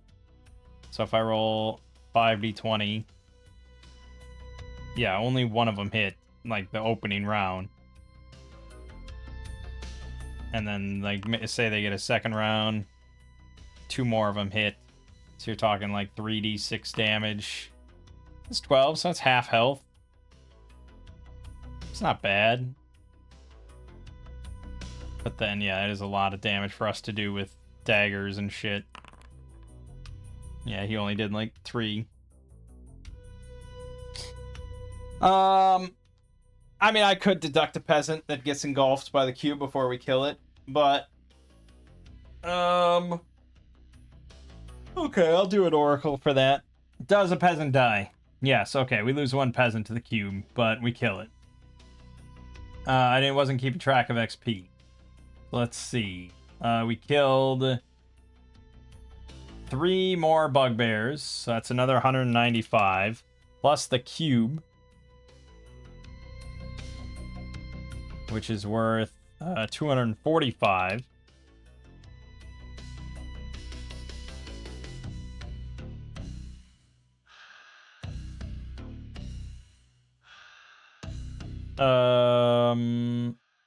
And then treasure, which would be, I mean, the flag being worth 20. Who's buying that? Who's buying the Manticore flag for 20 gold pieces? Well, remember, we're multiplying everything by 10. So we got that. We got the egg of the cockatrice, which is worth 1,000 XP. Well, okay. Technically not. It's worth 1,000 gold, but the apparent value of it might not be that clear cut. Because we get XP based on the apparent value of it. So it's some sort of miscellaneous magic item that I have to just spitball to figure out. It's an egg, so I guess it wouldn't be really worth that much on apparent value. But I don't know if that's... I don't know how they fucking calculate it. I wish there was like a easy formula.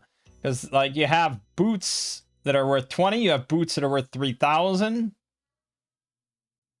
But that's because they gleam with rows of gold studs and sapphires set into their thick black leather. Whereas these boots are just cut low and dyed a mottled gray.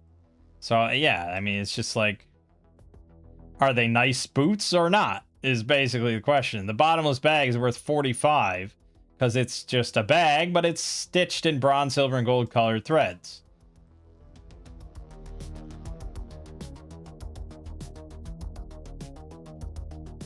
I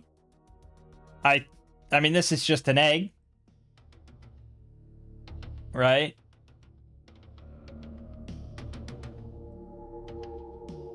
So yeah, I mean, the dead man's hand is actually worth 33,000 gold or 22, no, 88,000 gold is the base. So yeah, that's what it's worth base.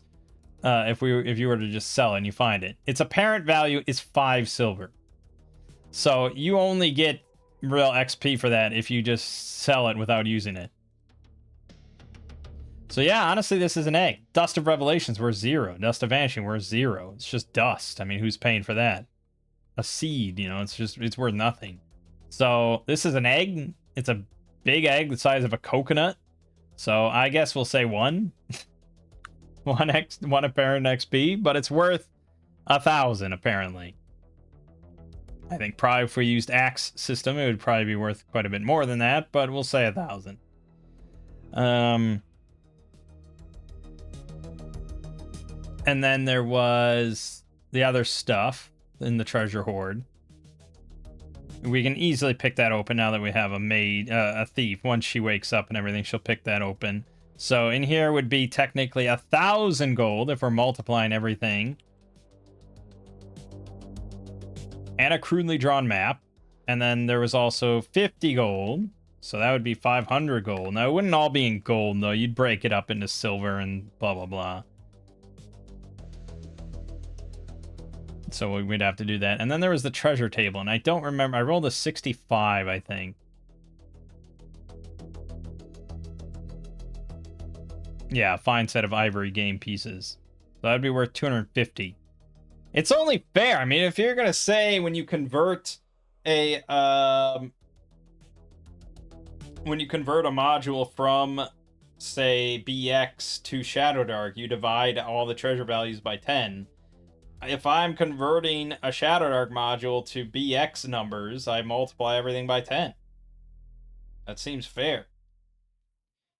Because we're not using carousing rules anymore, and we're using axe numbers for prices for everything. So, yeah. I mean, I feel like they probably put too much money in Shadowdark modules based on that idea, but it is what it is. So that's 250. Okay, so the Manticore lived as well as 4 bugbears. And that's it. And then the prisoners, there's now 4 prisoners, which are now peasants.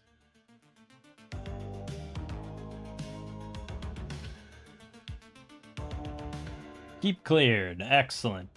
So, this is now a safe point where we can hand in our XP right away. So, Kurathair, Craig, and Nisilla. Okay. Our XP is...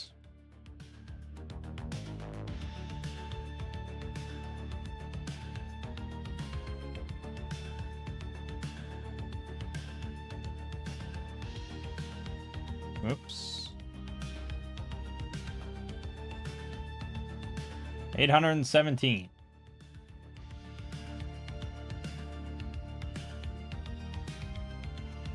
It's pretty good. Our 3 characters are nearly halfway to 2.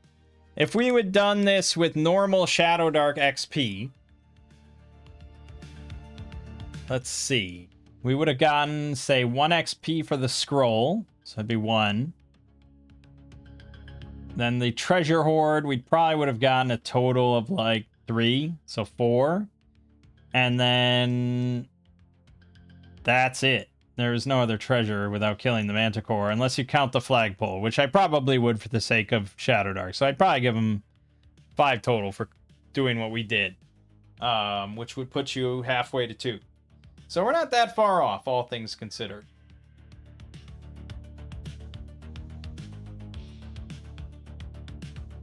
Okay. So this is the handout with the paper we found, which shows some sort of mountain area and some dotted lines, like footprints or something on the map, to what clearly resembles the keep with a big X through it. So this was planned out, and they came apparently from the northeast. And that brings us to the second aspect of the module, the Borderlands aspect of Keep on the Borderlands, the caves. And the layout here is very similar to Keep on the Borderlands. If you're curious, I guess we can bring it up. Let's see here. Keep on the Borderlands. So the map for the original one looks like... Oh, where is it? Here. This is the original map for the Caves of Chaos. So it's the same thing. It's a little valley nook thing, and there's entrances on both sides that lead to different cave systems, and those cave systems are occupied by various factions of monsters. So there's goblins, there's kobolds, there's hobgoblins in different parts, and that's part of the wildness of the module, is interacting with all these little different factions and trying to maybe ally with one against another, or who knows, various things like that. Like they don't all get along, essentially. And I'm sure it mentions that here. Yeah, factions described constantly war with each other. Wise parties will communicate with these factions, forming alliances and pitting factions against each other. Most factions will cooperate with people who speak their language and offer to help with their goals. Yes, there's 7 factions here along with some wild monsters, and each one of them has a different goal, which is a big part of it. So obviously you're not allying with the zombies, and you're not allying with the monsters. But the other 7, the cultists, they want to perform a ritual to resurrect the ancient archdevil. You probably don't want to ally with them, but you might pretend to ally with them. The lizard folk want to collect bones for use in divination magic. The deep ones want to keep their territory safe during mating season. The gnolls want to obtain bones and meat from the lizard folk and zombies. The orcs want to mine and smelt iron to supply their army. And the goblinoids want to establish a strategic base for the goblin armies. They're all at war with each other. None of them are like neutral with any other faction. So they all hate each other, which is really makes it a lot easier to play off of.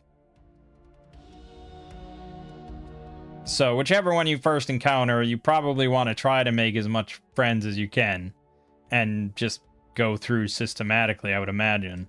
But it's going to be, it makes it really interesting to run, I imagine, because you never know what players are going to do and who they're going to ally with, or what the random encounters are going to be, so on and so forth. We also completely neglected random encounters in this keep the whole time, but at the same time, it's like, yeah, it just got so thin at the end there that it was just like, whatever. Like fucking finding a giant rat or something.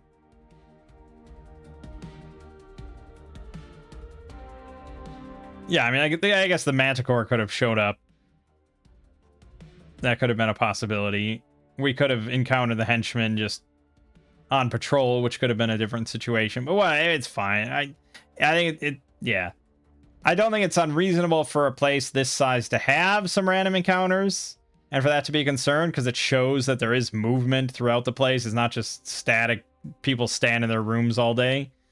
But when every room is sort of described and all the henchmen are accounted for already, the whole process here takes like, I don't know, 20 minutes or something. Like it's not unreasonable to think they all are standing in wherever their rooms are doing whatever they're doing.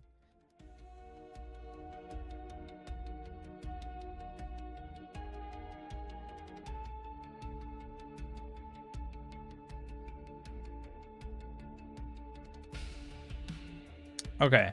The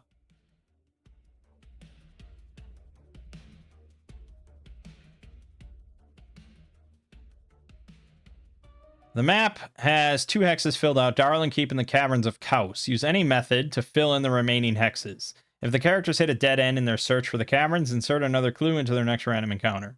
If you want to keep the game short and simple, you can skip the hex crawl section of the adventure and focus on the 2 dungeons. Well, that would just be wrong. So we have a keep now. It belongs to us. And it says somewhere here, yes, it has FO +2 SZ12, I assume size, and a starting population equal to the number of surviving prisoners. So if we go back to their keep rules, fortification is how resistant it is to outside attacks, determined by type of structure. Ranges from 0 to +2 at base, but can be increased up to +4. Okay, so yeah, we have a stone castle here, so it's +2 fortification. Size is how many rooms are in it. There's 12 rooms. And then population. This number doesn't just include NPCs, but also NPCs settled in the immediate vicinity. Maximum equals 10 times the sum of the party's charisma modifiers. Only include positive modifiers, minimum 10. Population starts at 0, increases 1 per day until maximum. Man, they're just breeding in here, huh? Okay, that's a weird way to do it. I mean, I guess people are migrating, but the next day people are coming in. Our charisma total collection is actually really high, considering it's +4. So that means our max pop is 40. Which, considering the size of this keep, I suppose, would be fairly high. Yeah,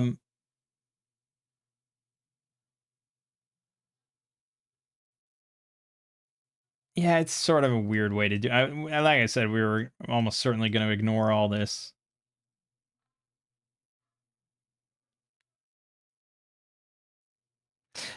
We don't really have enough funds or anything to do anything with the keep.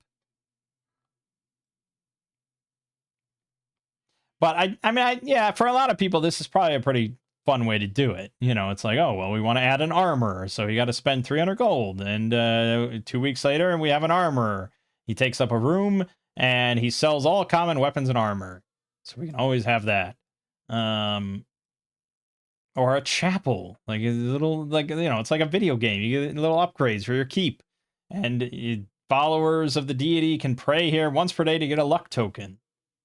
100 gold per deity.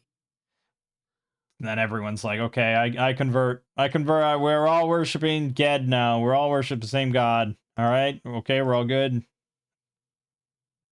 General store sells all basic gear. 10% discount for the keep's owners. It pays for itself, man.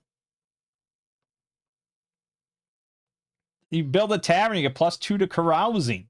I mean, yeah, it's probably a fun system if you're following Shadowdark by the rules and everything.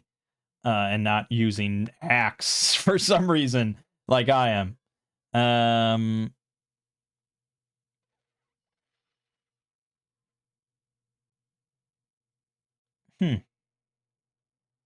Yeah, cool. But for our purposes, we just don't have enough money to really do anything with this keep yet. And I don't think I mean, maybe the peasants would stay here just because I don't know where they came from. I don't know if that's ever explained where they came from and why they were here, why they were captured. It's the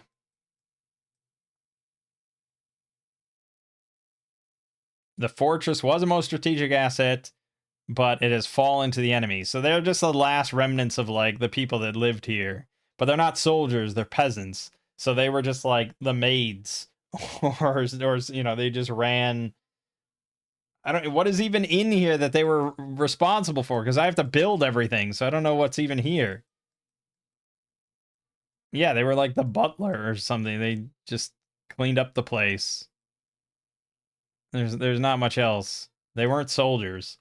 So we would just dismiss them and tell them to, you know, head to the nearest town or something. Or maybe we would even go with them at this point because there's not much here and we can't afford anything to build up. People are not going to come here until I have like an actual garrison and I can protect it. So right now, this is just a, it's just a mound of stone that we lay claim to. But if we can get some money rolling and track down that manticore that fled and wipe him out before he comes back, then we might be onto something. All right. I think we're going to end off here. That was long enough, and my music's over again. We are going to, we're going to be doing the hex crawl portion next time on our way to the caves. So that's 1, 2, 3, 4, 5, 6 hexes to go. We know we're going to use the axe for random encounters, but for actually generating the hex itself, yeah, we might resort to using Shadowdark. And their very basic system, because I don't think we've ever really done it.